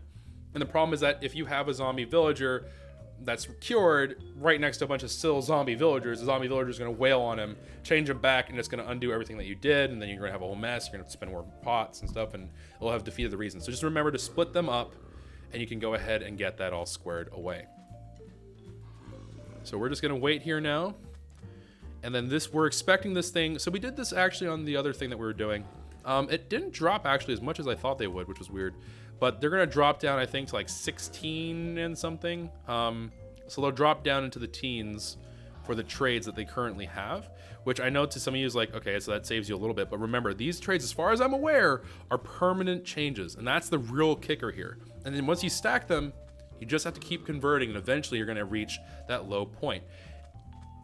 In truth, you realistically don't actually care too much about having multiple of the same kind outside of some like really weird, like you're really trying to min-max. It usually won't be a big problem. If you give them like a small pen, so you know how like we have in the depot where it's a 2x3x3, I think. If you do something like that, your villagers are in a compact enough space but have all the things that they need, that they'll often go back to their workstation very rapidly because they don't have travel time and all that stuff. So it's actually a pretty favorable thing to have them in that kind of environment. In addition, remember that as you're playing, that you want to be very, very careful about the fact that once you go forward, I'm currently recording this as of September 16th, but 1.14.4, this version of the game, even though it says on the tooltip, they're only really meant to trade twice. They trade more often than twice a day. It's supposed to be that you have a cap of twice a day trades, so it's clearly not working the way it's supposed to. But we'll see. If that does kick in, you're going to want multiple, right? Because eventually you're going to blow through the 2 trades a day, even in the best situation. You're going to need to trade out your villagers and keep on recycling. So something you kind of keep aware of and be mindful of.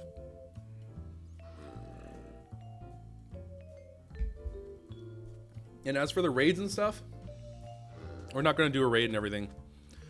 Raids, number 1, it's temporary.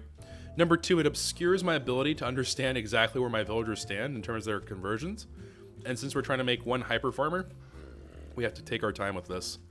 Again, and also I can't do, well, I could do like other little like chores and housekeeping things around here, but in all honesty, I'm not really meant to go do a heck of a lot else during this time, because if I do a lot else during this time and I were to leave a certain number of blocks away, I think it's like 48 or something, we would eventually have a chance for him to despawn. 128 guaranteed, Thanos out of existence. All right, so there you go. In the teens now, 19 on the potatoes, 15 on the carrots, and he's already down to 1 pumpkin for 1 emerald. Not bad. That's a fully automatable trade. Now you might be like, okay, so we have to like level him up again. The answer is actually no. We don't actually need to do that. So we're gonna go ahead, hop right on back into the sand pit of doom, and we'll just leave that out there. And we're gonna leave this out here, and we're gonna wait for another set of scorched to come out, unless I happen to have some scorched just still lingering around. The desert also, in my estimation, is the best place to do this. The strict reason being scorched don't burn in the sunlight. The reason why burning zombies are actually a bigger problem than you'd imagine is you might be like really mindful and things are all fine and dandy, but the real big thing that can happen to you that you may not be expecting all the time is that if a zombie catches fire and they manage to hug a villager and they take fire damage, obviously that's a new source of damage that isn't what you want taking out the villager. If he gets killed by burn damage, there's no transformation. He doesn't transform, and it's not like if you're bit and you die, you turn into a zombie. It's if you're bit and you die from the bite, you turn into a zombie. Any other like source of damage during that time, don't matter. They're just gonna die to that. So they'll just kind of be like absolutely like deleted from the universe if they are, of course, burned to death. So something to kind of bear in mind. Truthfully, I should probably do like a little stockpile of scorch. I should make a bunch of these little traps, but we'll roll with it slowly and gently. Oh, I also am going to need to get my actual splash potion. I didn't actually fetch the new batch. Whew. Alright, so pull that from reserves.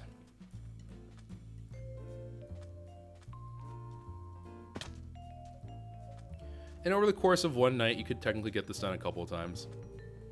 If I really want to, I could actually break the bed so he's always like at the ready. You can also, and this space, by the way, you don't need this big of a space to do it. I just like giving them a little bit more space. The bigger the space, the less likely that they have like weird collisions, but all in all, it doesn't really make that much of a difference. Yoo-hoo! I have a little villager delight for you.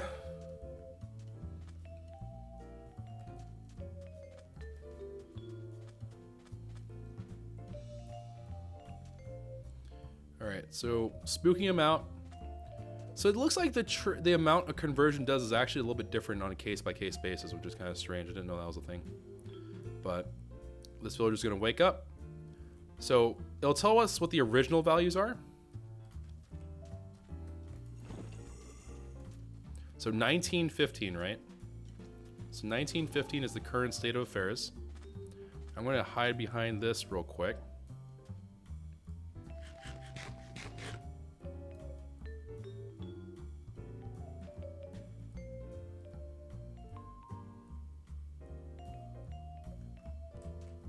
Okay, so we're just going to F5.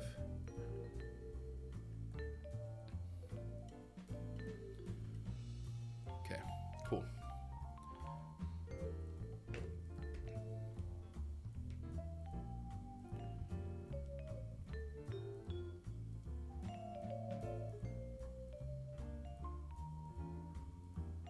And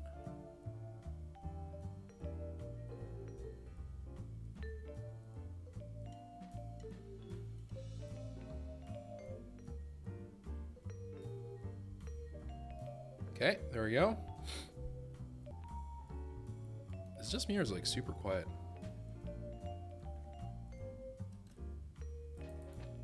No, sounds are on. I just don't know why I can't hear them. I don't think I'm that far away. Are the husks slower? I'm not sure. I think they're just regular zombies. Villagers do run super fast when they're panicked. It's just that, unfortunately for them, they're also not very smart, so every now and then they kind of run towards their demise sometimes. Why is the villager not spawning iron golems? That's actually kind of a good question. I'm not... Oh, you... Coder, that's not cool, dude! Why are you doing that? Come on, man. So irritating. Like, come on, dude. Your sounds are working. Yeah, I confirmed that. That wasn't funny, man. I found that funny, but I really did not like that one.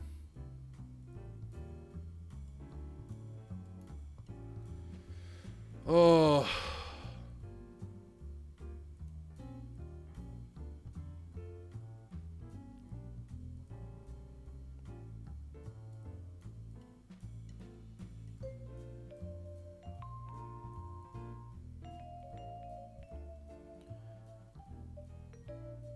Yeah, there is a certain amount. I think it has to be that there has to be a pathable group of villagers that are numbering at least 3.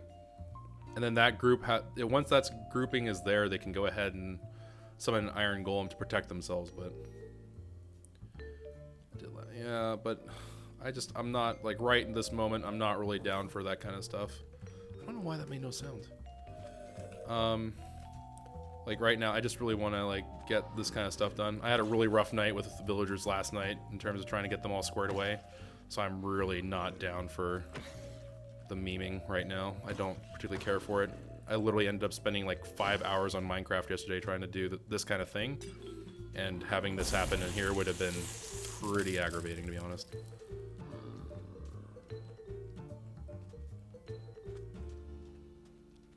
So I would like to just have... I'd like to have a smooth villager. I'd like to get one hyper villager up. And I don't know how I'm doing on time, but like... We're an hour and 43 minutes into the recording right now. I really don't want this to be completely upended because someone's screwing with me. That doesn't sound like fun to me. Normally I'd be like, okay, whatever, you're just trolling and just kind of having a good time or whatever, but right this particular moment, I have very little desire to be trolled with.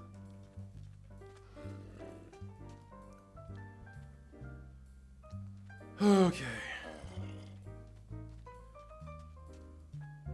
Why do we kill the zombie? Because we kill the zombie to make sure that we have time to confirm and check. This is more so for you guys. You can back-to-back convert, just like slap, convert, and just keep on going. There's nothing wrong with doing that, but we just do it this way to make sure that we can check per tier to see like roughly what we're getting. That way, if you're doing this at home or whatever, or on your own server or whatever the case may be, you know roughly what to expect with a certain amount. Because maybe you're sitting there going, dude, I don't have enough to do like 5 conversions or whatever the case may be.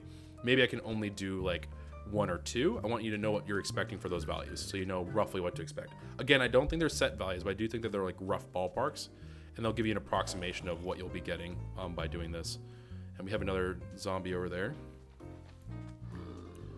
So it looks like we might be able to actually prep for another one. And again, we're dealing with Scorched here, right? So these guys will play a little bit more ball with us in terms of we can leverage them throughout the day as well for if we play our luck right. Yeah, we don't want to go too far again. We don't want to go too far from our zombie villager here. So I'm gonna, like, I see that there's one scorched out here. So what I'm gonna do is once he converts, I'm gonna try to pull this one over, try to get this one to attack him, and then we'll pull this guy during the day at some point so we can squeeze in a couple more conversions. Thankfully in this, I have a little bit more leeway. I'm also gonna want to get my splash potions out. I might need to brew a new batch. Oh man. Yeah, we could have made the pen smaller, but I wanted it to be larger because I just think it looks a little bit nicer. We can also partition this if I do want to run a couple of, like, if I want to do 2 in one go, I can do it this way by just partitioning it. But for right now, I'm doing this with the intention of just doing it with just one. Okay. So there you go, from 19 and something, for like 19, 14 or something, to 13 and 9. So it is stacking. We're down to 13 potatoes on the trade, which is pretty darn good. Was it 13 potatoes, 9 carrots actually? Was that what it said? Question mark?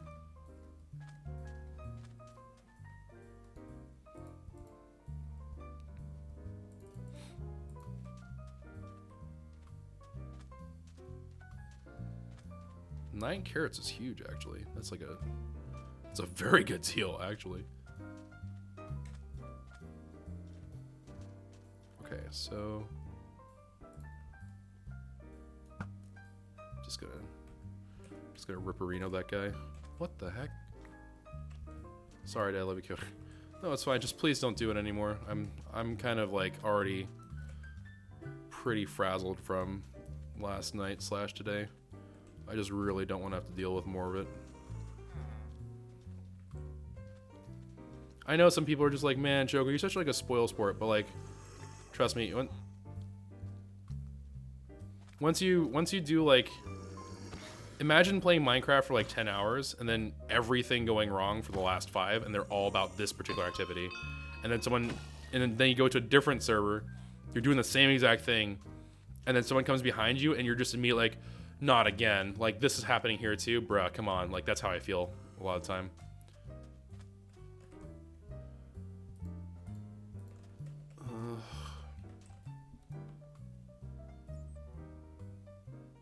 Okay.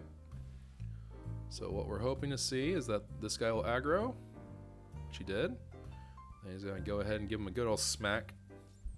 Also, random aside, I do like to put those carpets towards the middle, not just because they're easier for me to get to, but it tends to be that the villager gets hit in corners. I think you can actually get him so the villager gets slapped onto the carpet and out, so that's not super great. But something to kind of be mindful of. Did that spider just peace out and then the skeleton was just left to run? Question mark?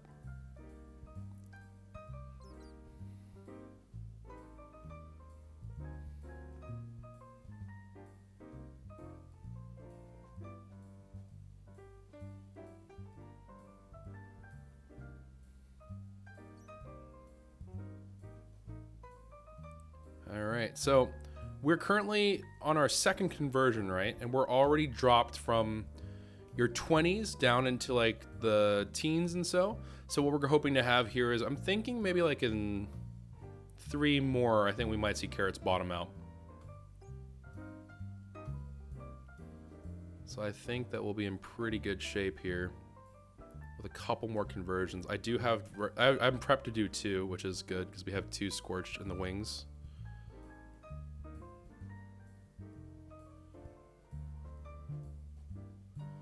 Okay, we're just about there. Maybe next time I should drop a potion of swiftness on the zombie. Oh, I think one more hit might do it. Random aside, not that I would ever encourage you to do this because this is like super tricky to do it and very risky.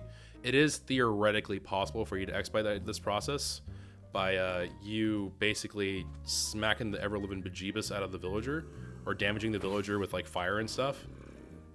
So he just loses enough health that the zombie just one-taps him. Again, do not recommend this strategy, but I did want to acknowledge it because someone out there is just looking at me going like, bro, why don't you just like hurt him? And me being like, bro, Because I'm really scared that something will go wrong. Did you not hear me rant about how I'm very scared? For the safety of my villager. This is like my #1 concern I have.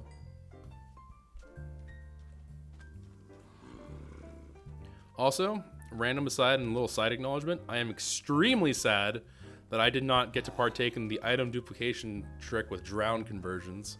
I saw that the other day and I was quite astounded by how ridiculous that was, but that's cool.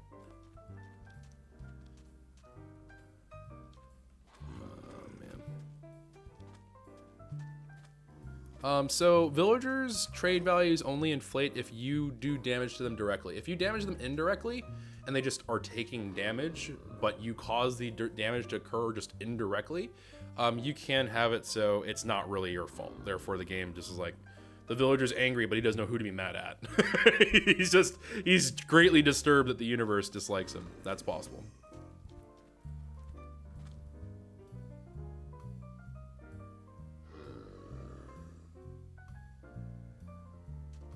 Yeah, that's why you have to be kind of sly. You got to be a little bit devious whenever you go about doing that kind of stuff.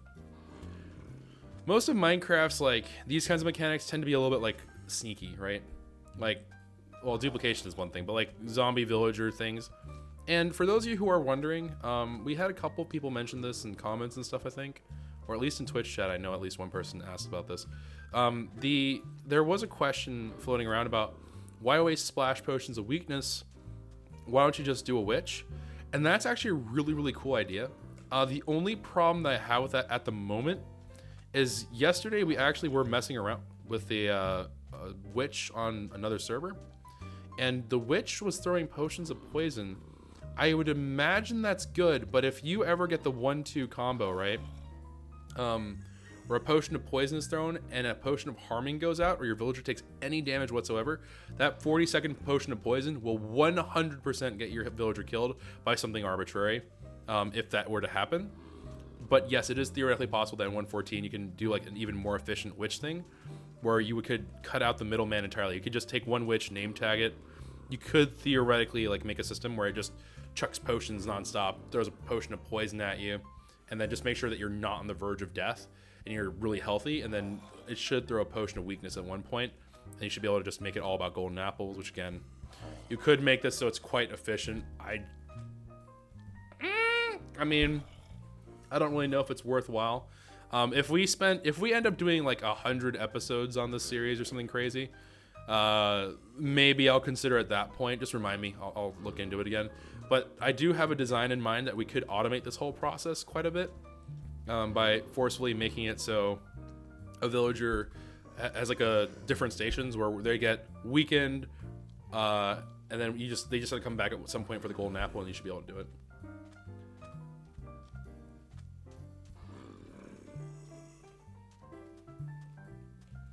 All right, you got to be converting soon here, buddy. I was really hoping they would convert right there. I was like, wow. And then they just turned into a zombie, or a villager, not a zombie.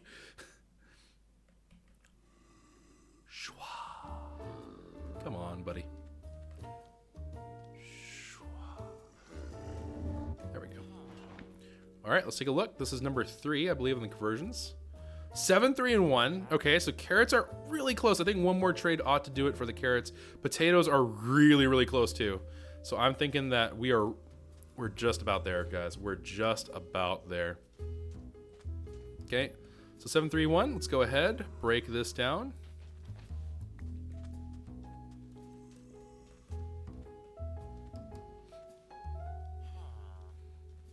Well, I think we'll do the skill token at the very end here, because we're not going to get any benefit from the skill token at the moment.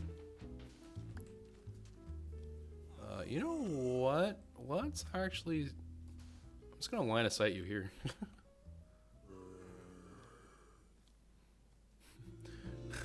The world's saddest game of peekaboo.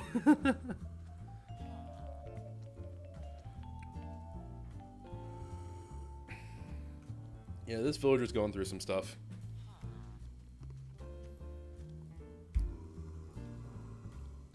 And truthfully, I shouldn't really be watching the zombie villager. I should be more concerned about the I should be more concerned about hearing. Well, I'm gonna listen for the zombie conversion, but I should be more concerned about looking around for creepers. You would not believe the number of times I've lost. In the last 24 hours, I've lost, I think, about 8 villagers. No, that's not true. That's an exaggeration. I lost maybe 4, 3, something like that. I think I've lost 4. I think I've lost 4 villagers to like really stupid incidents during conversions and stuff. It's super annoying.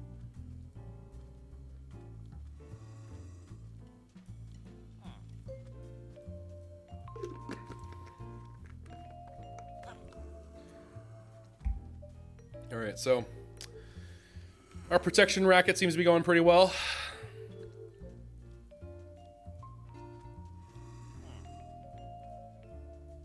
Also, random aside, if you turn on accessibility options, it'll tell you whenever the villager gets healed. It's like transforming.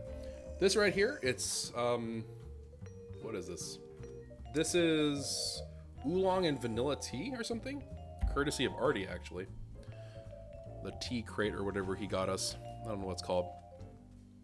Simplicity, I think it's called. But yeah, it's very interesting. My mom and dad actually, we shared this one tea that's like really good for sleep and relaxation. And my dad was like, this can't be like normal. And if it is, I want like a mountain of the stuff. There's a transformation. Because apparently it helped him sleep like a baby. And he usually does not sleep very well. So he was pretty darn impressed. The slowest unarmed farm you have ever seen in your entire life. Okay, cool. We're hoping that this is the last one. When increasing it after a few trades? I don't believe so. I think they're stuck there forever and ever at that point. But we'll see. My understanding is that this is a permanent thing. It's not like a temporary thing. I could be wrong. Admittedly, I haven't done like a million trades with these guys. I probably should have. But as far as I'm aware, I traded with them on a test world and they seemed to hold pretty well. So it didn't seem like they were increasing, but we'll see. Yeah, we'll skill token after this. I'm not gonna leave him right now. He's gonna despawn if I leave him. Yep, already sent me a supply drop of tea. I want sleep tea? Well, there's like this, hold on. Wait, hold on. Whilst we're here then.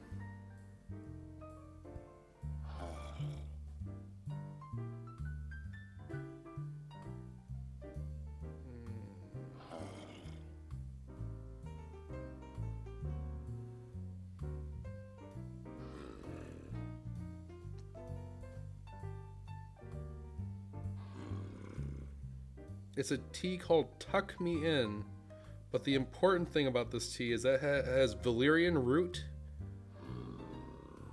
I think it's valerian root, that's the main thing. Valerian root, I think, helps you feel quite sleepy. So, for those of you who are curious.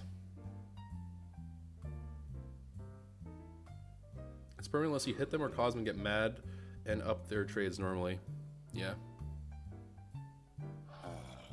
I think it's as long as you don't do something to undo what you did, it should be that they keep their trades forever and ever and ever, which of course would be lit. Oh man. All right, well, night is coming.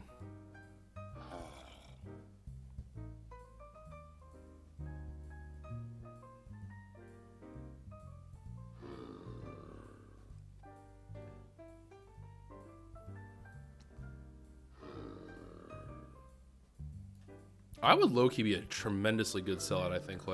I think if I like your product, I kind of am a sellout either way. It's just I'm not selling out where I get the benefit. Rip. I need to be a better sellout, guys. What are we doing, man? Chat. I thought YouTube comment section. Chat. Help me be a better sellout. Help me connect you with better products, dadgummit. It's a win-win. You make money, you get a cool product for hopefully a cheaper price. It's all win-win.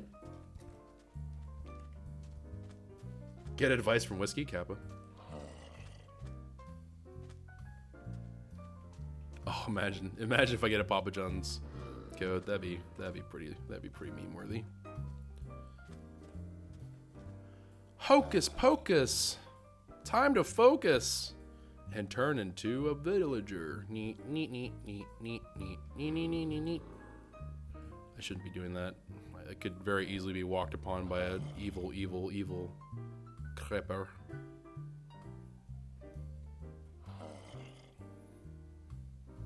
I will protect you.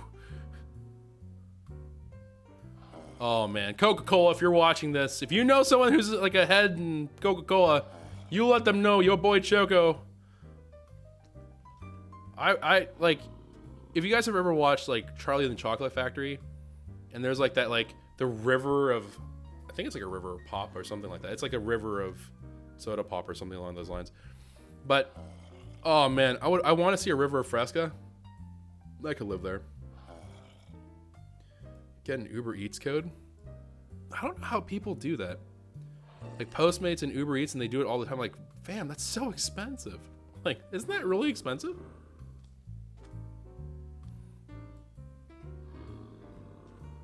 Oh man.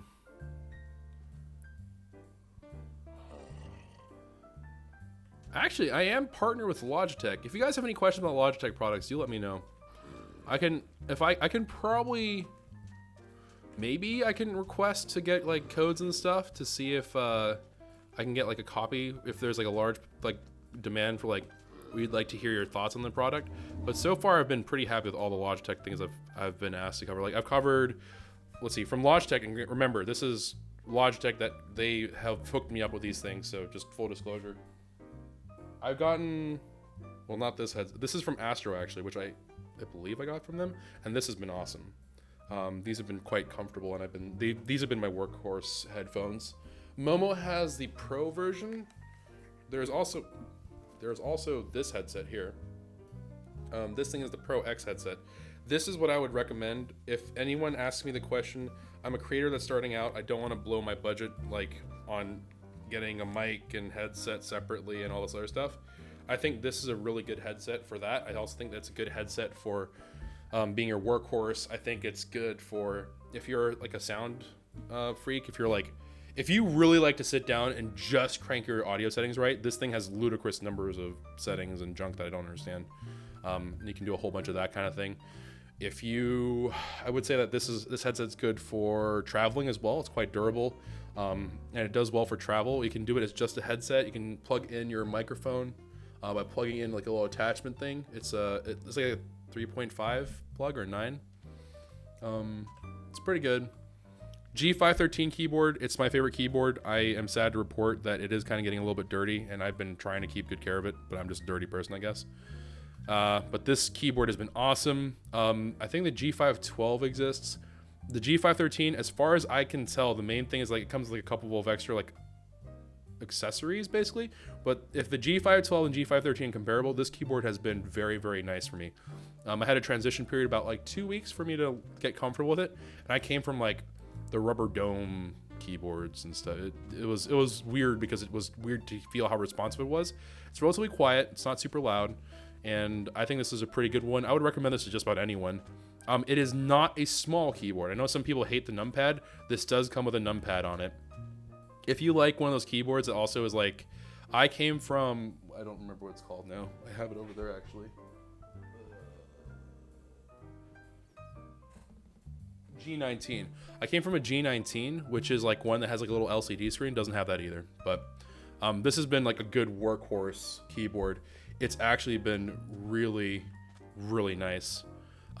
It's also been like, it's pretty low profile, so it doesn't sit too high, which is nice. The G513 does come with the wrist pad, which I'm going to be honest with you. I actually really, really didn't understand the idea of like spending that much for a wrist pad. If I either had the money or if I have the money and I don't really mind, or if I find that regular keyboards make my wrists go into absolute pain, this has actually been one of the best wrist pads. Like, it has like a great wrist thing that you can move around. It's literally just a cushion that you move. It has absolutely nothing to do with the keyboard itself, but it's just like a really nice place to rest your wrists. It's actually pretty nice. So that is definitely something that I was kind of surprised by, because I never thought in a million years I'd be sitting here going, wrist pads are pretty great, because I feel like that's kind of a weird, bizarre thing to be like, yeah. What's your favorite thing about the G513 versus the G512? The wrist pad's pretty nice. Granted, I don't really know what the other differences are, because I still am not entirely sure if there are other differences, but That's been good. Oh, I use the Proteus mouse, which is like the old version of the new. It's the old version of the. I don't think it's called the Hero. It's weird. The Proteus mouse. I forget what. I think it's G512 is the designation for it or something. I don't know. No, that's. What is it? What is your designation? I don't know. I'll have to look into it at some point. But Pog. Speak of a witch. But yeah, what is this mouse? Oh, I'm gonna have to look this up now. It's gonna really bother me that I don't know what the name of this thing is. Proteus mouse, what are you? I should probably put this in my links as well, because I do not. G502. G502 is the mouse I'm using. This thing has been an absolute beast. I bought, I think, 3 of these over the years. I blow through mine like nothing because I just use them a lot and I just blow them out. I literally used my old one until I used it so much. Actually, is this one? No, it's this one's not starting to do it yet. But I used my old one so much that the mouse wheel, I think, started rusting or something. Like I broke through the whatchamacallit. I don't know what it's called. The finish, maybe? But I blew through the finish of it and it started like showing like the under of it. It was really weird. Okay, here we go. Let's take a look. There we are. Hyper trade. All right, let's take a look. So I'm gonna trade carrots here. There is a cap per trade thing. There's nothing you can really do about that. But every single time now, so ideally what I would have is I would have 16 carrots, 16 potatoes, and I would just go through each time and trade and trade and trade. So each time I open his inventory, I should be getting 32 emeralds, but we're just gonna do it with carrots right now.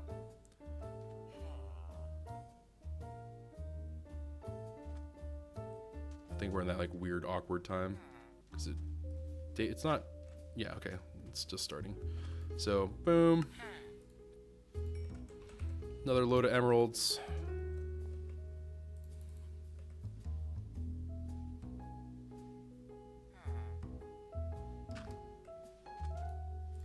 Another load of emeralds. And remember, this would have been the equivalent of me doing 32 sticks for an emerald, right? So 32 times 16. So you can, I mean, just look at how easy that is. I'm not having to run around and do multiple trips or whatever. It just makes it super compact. And right now I'm going at half the speed because all I need to add into this equation is potatoes. I could, if I so desired, also add in melons in here. I could add in pumpkins and stuff, and I could make it go even faster if I so desired. Be aware that the trading values are set and they're different. That is one thing I was not aware of going into the 114 trading.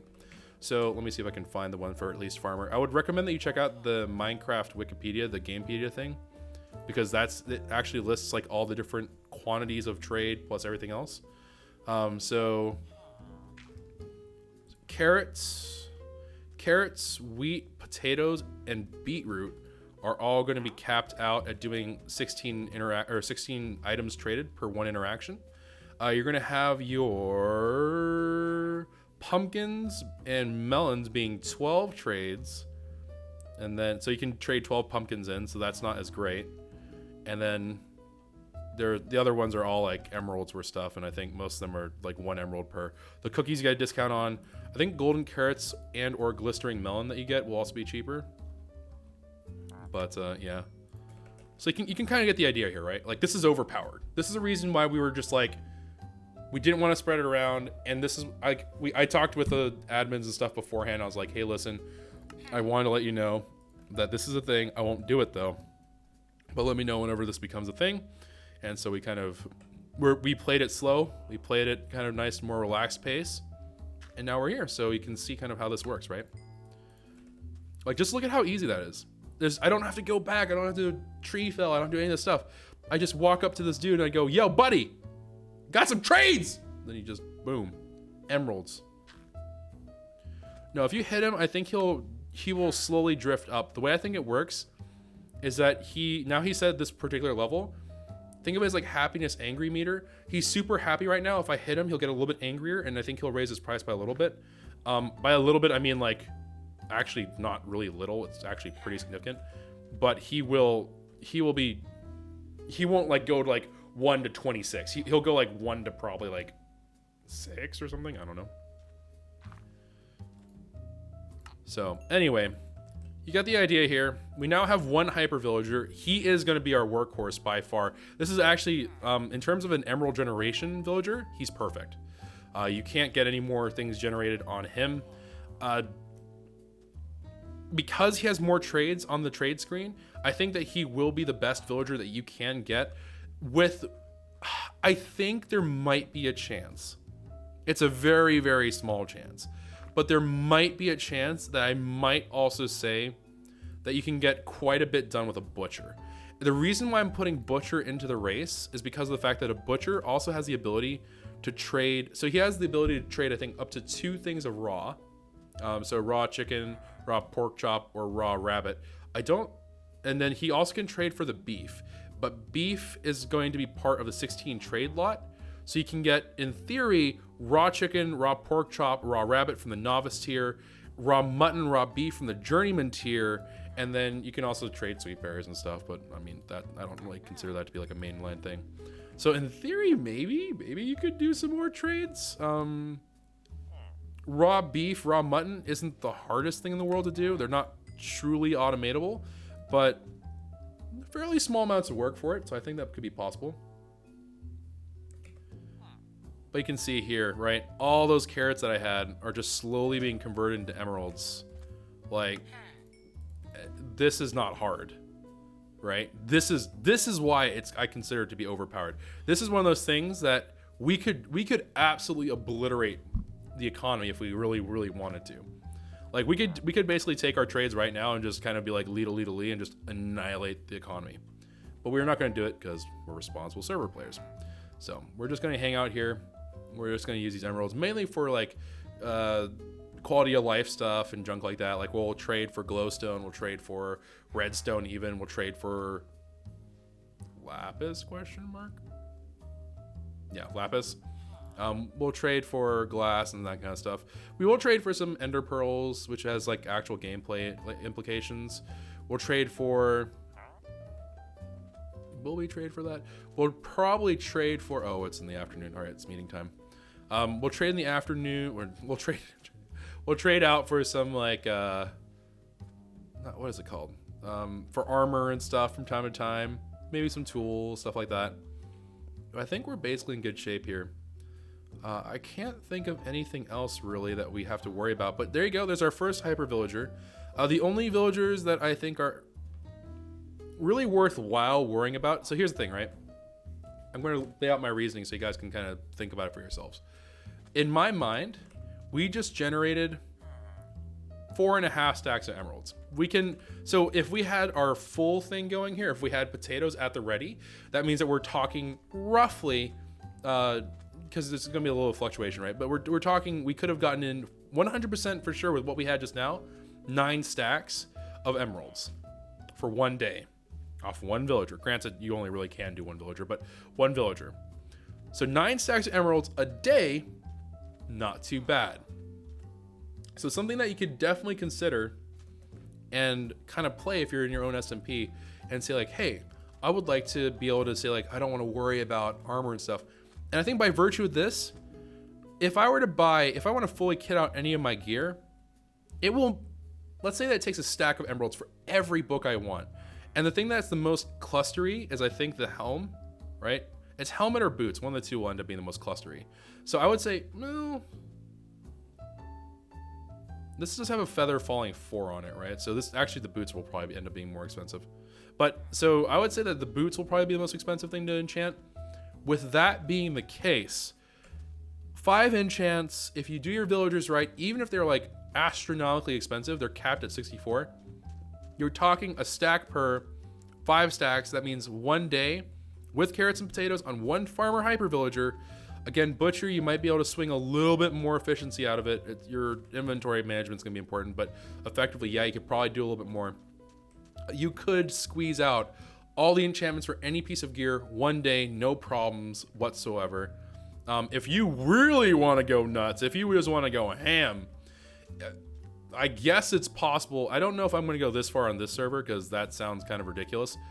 But again, it is theoretically possible if you were feeling really wild, you could do something like on the server, I could do something really strange along the lines of, hey, I would like to go ahead and trade for your diamond chest plates at 1 emerald cost, salvage them, and salvage from MCMMO, mind you, but salvage the diamond armor, get the armor, the diamonds back for it, and then I would strip the enchants off. I could get the book for it, which whatever, but I could realistically grindstone it off, take the enchants, get the experience off of it for 1 emerald, and then convert that into free emerald or diamonds.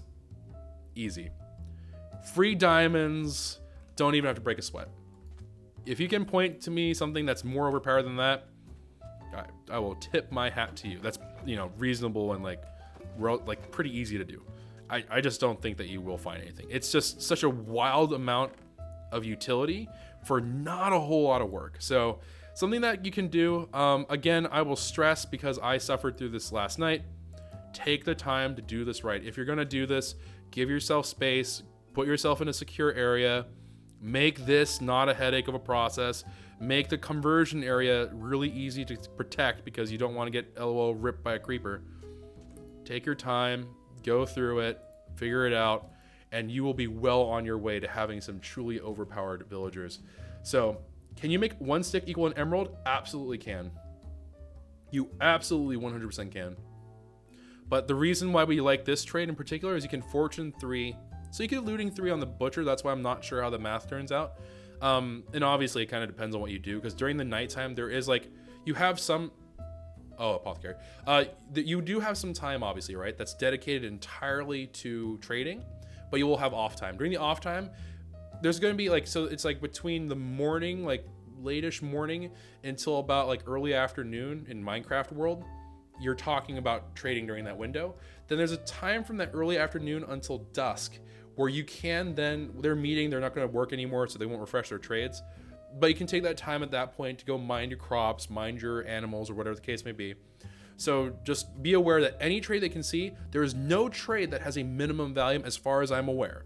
Every trade, I think, can be brought down to 1 of something for an emerald, and 1 emerald for whatever it is that they're trading for. I don't believe there's a cap on that. So we could literally just, if we want to right now, I could strut around for, we could probably do House Party Protocol, which I'm kind of thinking we might do, but we can do. Vanilla Minecraft wise, we made it. I think it's safe to say right now that we are we're pretty comfortable. We're in a pretty comfortable position. We have ourselves all kinds of really nutty stuff here. But of course, we're not going to be exploiting them. We're doing this not to be we're going to flex on all the people on the server. Not the goal. Goal here is, again, I want to showcase you kind of a cool, fun mechanic. We might do some stuff with providing services and pranking people by doing experience explosions and stuff like that. But again, we'll have to see. I don't even know if because let's see here, for the cleric's experience thing, and this is another important note here for a lot of you. So it's 3 emeralds to trade for the bottle of enchanting, right? 1 conversion, you're probably looking at it being 1 emerald to pop. So 1 emerald for 1 bottle of enchanting, aka free experience. You do the math. 9 stacks, so 9 stacks of 64, mind you. 9 stacks of 64 bottles. I mean, you could do all kinds of nutty stuff. You can do some truly bizarre, silly things on this server. But yeah, anyways, that's gonna be it for that. Let's go ahead and go to spawn and let's go check out what we can get for our skill token, shall we? Let's go see what our skill token shenaniganry looks like. Skill tree, skill tree, skill tree. So architect, we could get the craft anywhere thing. So here's the thing, I kind of mocked this a little bit, but honestly, I'm not keen on this anymore. But again, I don't really think it's worth investing into because the haste is the next thing, and maybe. But currently our shovel is just obliterating whatever. The pickaxes would get marginally faster on some things, but realistically, I'm probably not running into a whole lot that I care for it on. Prospector, this is actually really nice if it works for nether quartz. I don't know if it does, but that's one thing. Instant smelt is actually a bad thing. This is actually self-sabotage. So this, no, not for me. Mining experience, meh. Free anvils. Yeah, I mean, it's not bad. It's nice to help people out, but we'll have to see. So we already have Pioneer all the way maxed out, yeah. But, Combatant, 10% passive dodge. It's actually pretty good. And it says plus 10%, so I expect that to be in addition to your ability to use acrobatics. This indicates additive. Player head drops. We have Kenny. Double potion length. Poggers. 50 attack delay. Maybe. Assailant. 30% mob. Yes! I'm going to say this is actually pretty good because of the fact that we can get the mob experience from the gold farm faster. So maybe. Phantomless. Absolute mega pog. This is like low-key, like one of the most important ones. And then there's a weapon armor durability loss nonsense. This is nice, but I don't. We have mending. Do we really lose? Like, this will be good for PvP, and it makes sense. Like, this is for PvE, mind you, right? I think PvE actually has better things than the PvP skill does, which is weird. Like, the 10% dodge is actually, like, pretty nice. And the double potion length is nice, but realistically, that armor durability is going to be what dictates fights. It's not really that you're taking so much damage going in until your armor snaps. So this actually could be a really, really big, like, ultimate poggers thing. Negative 50%, I don't know how that even works considering how they manage those numbers, but don't know how this works. Curious to know how the math works out, but this could be huge. The damage dealt to mobs. I mean, I'm going to invest in this tree because of this. Because in phase 2, we're expecting dungeons, right? I expect this to be the thing. I expect this to be the actual, like, the low-key super power of the server. So we're going to go into this thing. So let's go ahead, pick up the 30% experience. Let's just see. I'm just curious. I'm kind of tempted just to kind of like jump off a ledge and kill myself so I can lose my experience. All right. So we'll give it a minute. Wait for some mobs to spawn.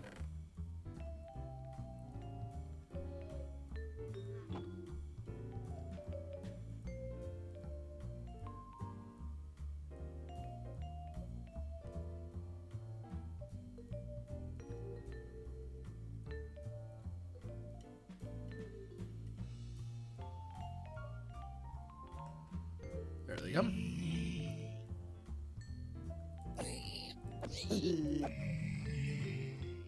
Oh, hot! Dang, that increased it by a lot. What?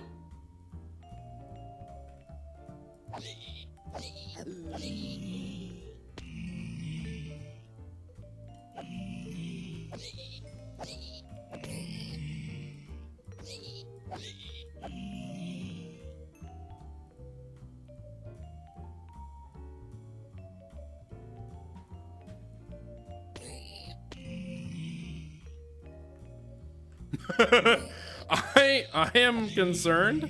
Unsure if I've been getting this the entire time, but that seems kind of high? Question mark. That was satisfying at a deep emotional level.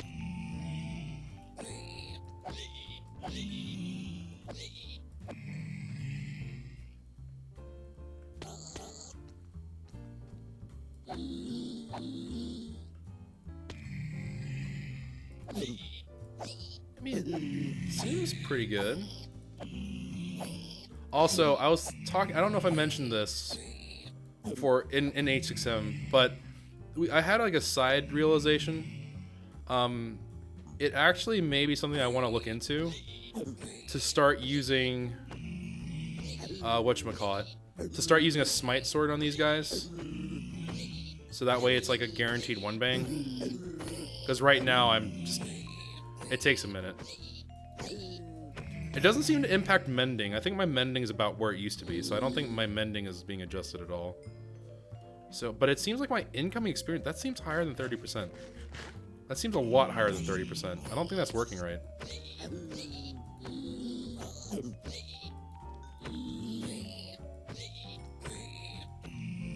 Yeah, I think there might be something goofy going on with that. I don't know if that's working the way it's supposed to be.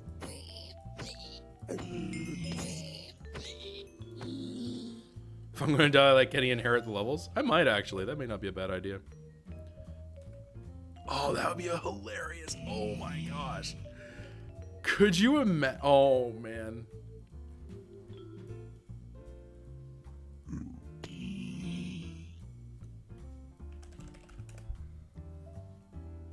LOL, Raph.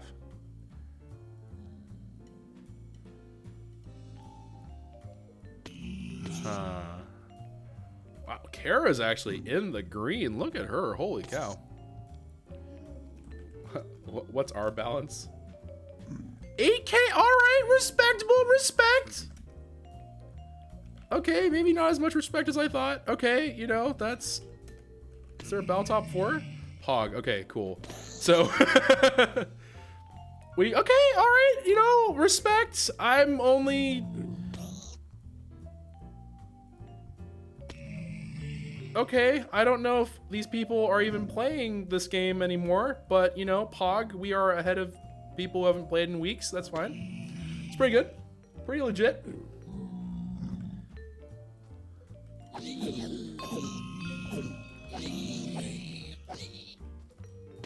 Okay, yeah, okay. I can live with that. I can live with it. All right, cool. All right, cool. So that's all good. Oh, wait, no, we're not good yet. Lol. I forgot that we used random tools. All right, hold on. So anyways, that is going to wrap up today's episode. I hope you all did enjoy. If you did, consider leaving a like rating down below. This is why we had our sound down originally. But consider leaving a like rating down below. Subscribe to the channel if you are new. If you'd like to be notified, go ahead and hit the notification bell, of course. And yeah, we're going to go ahead and I think call it there for today. So today we went ahead and we kind of squared away all of our stuff with regards to getting one hyper villager going, which again, pretty important in the grand scheme of things because we want our emeralds to be dirt cheap. We'll be modifying a couple of trades here and there with that same idea. The farmer is going to probably be the one that takes the longest of the whole bunch because the value has to drop quite a bit. If I were to ever make a stick one, which I think may not be a bad idea just to have one in reserve, but I mean, yeah, I guess so, but like we should be in good shape now. We have a stabilized, highly efficient source of emeralds. One day drafting 9 stacks does not sound too bad for me. I think that we can even make it, we can probably squeeze in a couple more trades here and there. So that seems pretty pog. I don't know if there's anything else that really stands out in my mind as something else that we need to do with villagers before we get going. We obviously need to like make a place for them to live and blah, blah, blah. But I think for the most part, we're not looking at a situation anymore where the villagers themselves have to be improved a whole lot else that's new.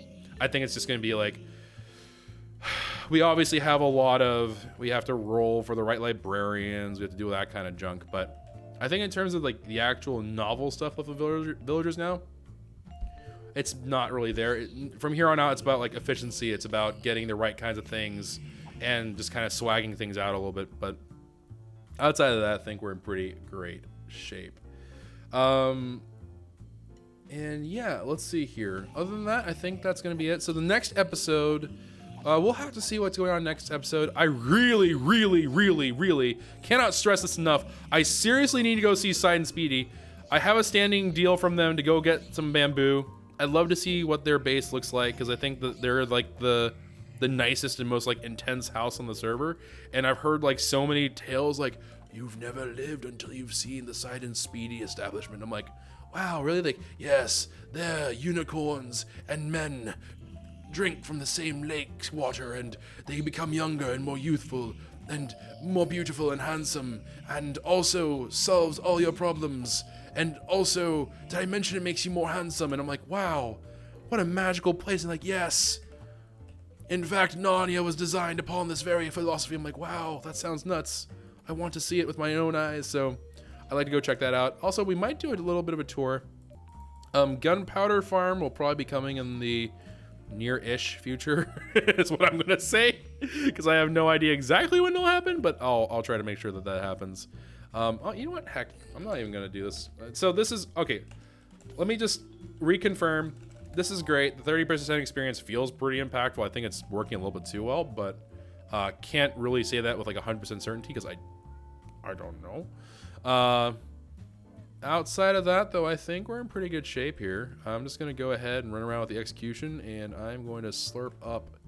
Wait, no. First, I'm gonna drop off some emeralds. And we'll end this episode off with getting a few more emeralds and kind of capping off the sword, because I think that'll be funny. All right, so yeah, next time I'll think about it. I'm thinking maybe gunpowder might be higher on my priority list. I don't think Side and Speedy. I don't think that it's gonna be one of those things where it's gonna take a full day. So I'm assuming we're talking like part day kind of thing. I'm assuming that's a part day sort of operation, not like a full day operation. I think it's reasonable. Oh, imagine this all being emeralds, pog. But I think that what we'll end up doing is we'll probably, I don't know why I circled that, but also, bruh.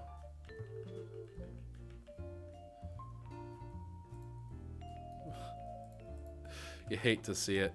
You hate to see it, but it didn't have a place anymore, chat. It didn't belong there no mo. Okay, but anyway.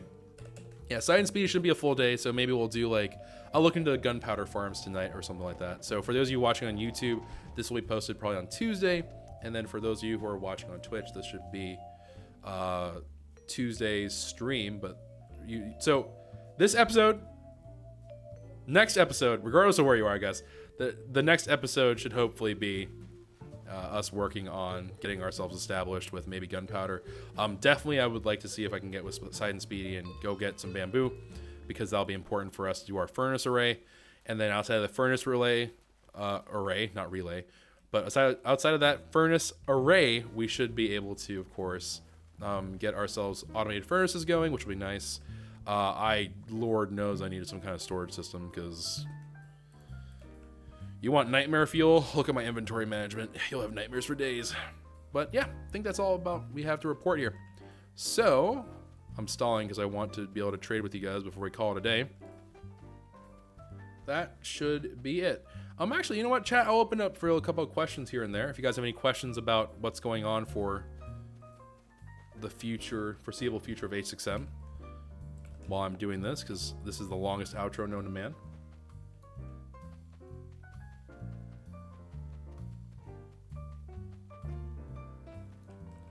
Okay, and then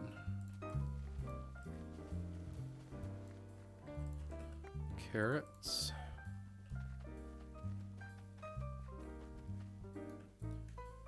Okay.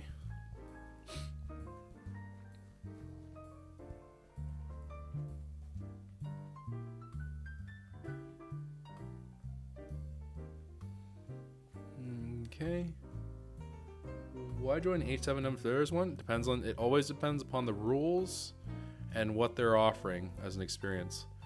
Honestly speaking, this has been a lot of fun. Don't get me wrong. I've been really enjoying the server. I think once I got over the fact that I was kind of like bummed out that it wasn't quite a vanilla thing, just kind of like learning to enjoy it for like, yeah, it's not vanilla, but you know, it's close enough to vanilla that you can still learn about 1.14.4, but there's a couple of like neat little things to adjust your experience a little bit here and there.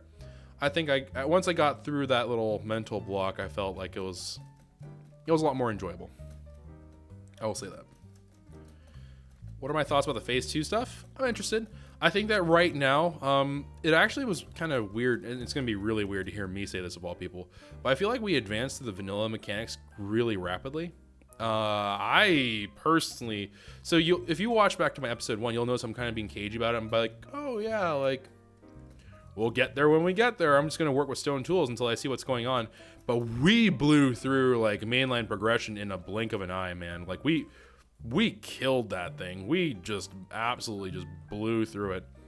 And because of how rapidly we blew through that, I was a little bit taken aback, but I think phase 2 will be a welcome addition to the end game for this community. I know some people are not really interested in the mechanics or technical side of Minecraft, So, and that's fine. I get that not everyone's going to be that. Like, just like you would have a group of friends and some people just don't care about that stuff. That's totally fine. So I think that for those folks, that'll be a very welcome addition. Outside of that, though, we'll have to see. I mean, I think How to Minecraft Season 2 wasn't a bad season of How to Minecraft. It had a lot of things I thought made it really stand out, and had a lot of things that were elevating it above a regular true blue vanilla experience. But it's one of those things where the proof is in the pudding. You just have to see how they execute and how they deliver on it. And I personally have pretty good hopes that it's going to be a good experience and it's going to be a fun time. So yeah, I mean, I'm hoping for the best. I really do hope for the best for this series. So I would love to see that this thing does great. And obviously that also means that it's more fun content for you guys to watch. So I think that'll be interesting. I think it also is going to be something where it kind of forcibly makes us play together, because I know right now I'm not doing great in this regard either. Question mark? Why are you being weird? Oh, you don't have any more room. But I know that right now some people are probably looking at this situation and be like, you don't really interact with a whole lot of people. I think this is going to force people like me to interact with other folks, which I think will be welcome. Okay, so let's go ahead and just do a couple more trades here. Like, look at that. We're already at a stack of emeralds.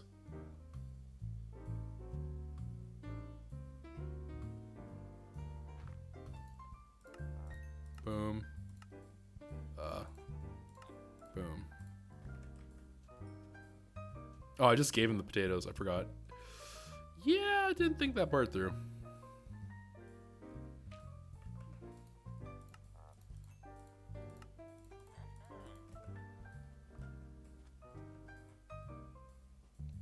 Okay. How long do you hope to stay in H6M for? I mean, I'm in here. I'm committed for the long haul, fam. I'm in it.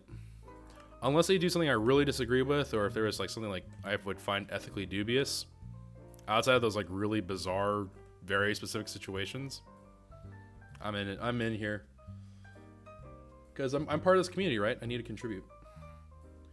Is H6M going to be split into more than 2 phases? I have no idea, actually.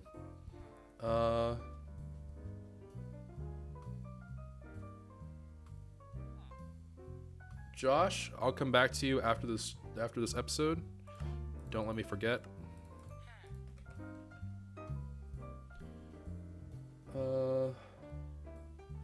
Would you want to ever go back and see the old HTM servers? I actually did take a stroll down memory lane like a little while ago.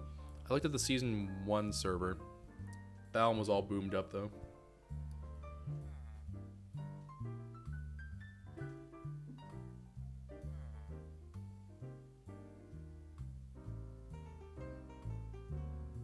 How do I feel about the admins are handling everything? I think they're doing a pretty admirable job. I don't think things are going 100% according to plan for them, but I do think that they're working hard on it. I think they're doing quite a decent job. You have to remember that, right? Like, these people are trying to improve on an experience that's already been refined by professional grade people, and not like saying that they're not professional or whatever, but like by Mojang, right? Like by a team that's basically going to be having the resources at their disposal of a big game studio. But they have the backing, they have all that stuff, and they're trying to improve upon that formula in an environment that's not the most stable. 114 is not really the best. It doesn't have a great reputation for playing nicely. So, I mean, I think they're doing a perfectly fine job with it. So, yeah, I'm curious to see where that things go. If you look at the individual things that they brought out as ideas within the last event, there are a lot of things there that are actually kind of cool. Like, they have the things, and also, I don't know if you noticed, but whenever you warp between dimensions, the double loading screen's gone now, which is God bless. But there's also a couple of other things I want to call attention to, like whenever you had the giant boss fight, the telegraphing was smooth. I think I've seen it before, but the telegraphing was really smooth, made it so you understood what was going on. The dragon had different phases. Granted, I didn't really agree with the execution of the idea, but there are a lot of individual things that show like there are really cool things in there. It's just a question of how to execute them correctly. And for their first swing at the plate, I think that's perfectly fine. I don't think you bench them yet. I think you go ahead and you let them play, you let them develop, and you see what they can go with their actual skill and talent and work. And I do believe, if you told me that these guys were working pretty hard, I'd believe you on that. I'd believe that they're working pretty hard.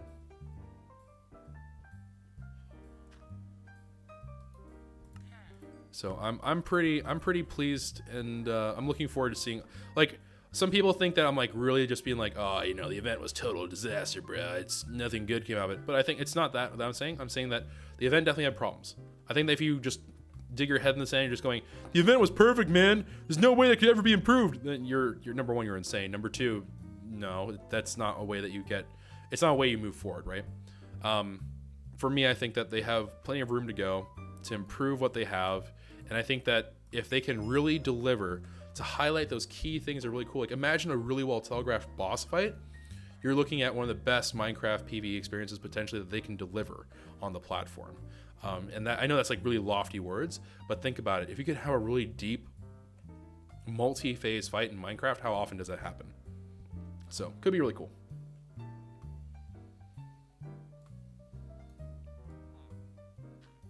I know that. So also Spark Squared, I believe, is no longer streaming. That kind of came out of left field for me, but I'm hoping that the reasoning is something along the lines of, we would like for us to focus on just working during that time rather than kind of showcasing things and running around. And I think that makes perfect sense, because at the end of the day, I think the thing for Spark Squared is, and this is me speculating, I have no idea. I'm speculating that the thing that is most valuable to them would be to showcase that, hey, we're a good group of people who puts forward good work. You can trust us to handle Minecraft development stuff. If you are a content creator that wants to set up another SMP or something, and you want to, like, I don't think they're going to do this for free every time. I hope not. But I would assume that they're going to look at this situation and be like, oh yeah, you know what? We want people to recognize Spark Squared as a quality group rather than a group that just goes ham and just does whatever. We got here really late in the day, I guess, or maybe the pen's too big or something. I don't think we got here that late. All right, but anyways, so that's it. Little bit of a Q&A. I didn't get very many emeralds there. Oh wait, we did leave let's see. So we ended up with 1, 2, 3, 4, 5, 6, 7. So 7.5 stacks. You know, a little disappointing. I was really thinking that we could squeeze out a couple more trades there. 7.5. I mean, I'm basically a peasant, guys. If you guys would just like to, you know, donate your emerald, support Choco. I mean, bro, I can't even make a full stack of emerald blocks. Am I even trying? So, anyways, again, most importantly, take care of yourselves, guys. Look forward to hopefully seeing you next time. And until next time, ciao for now. And yeet.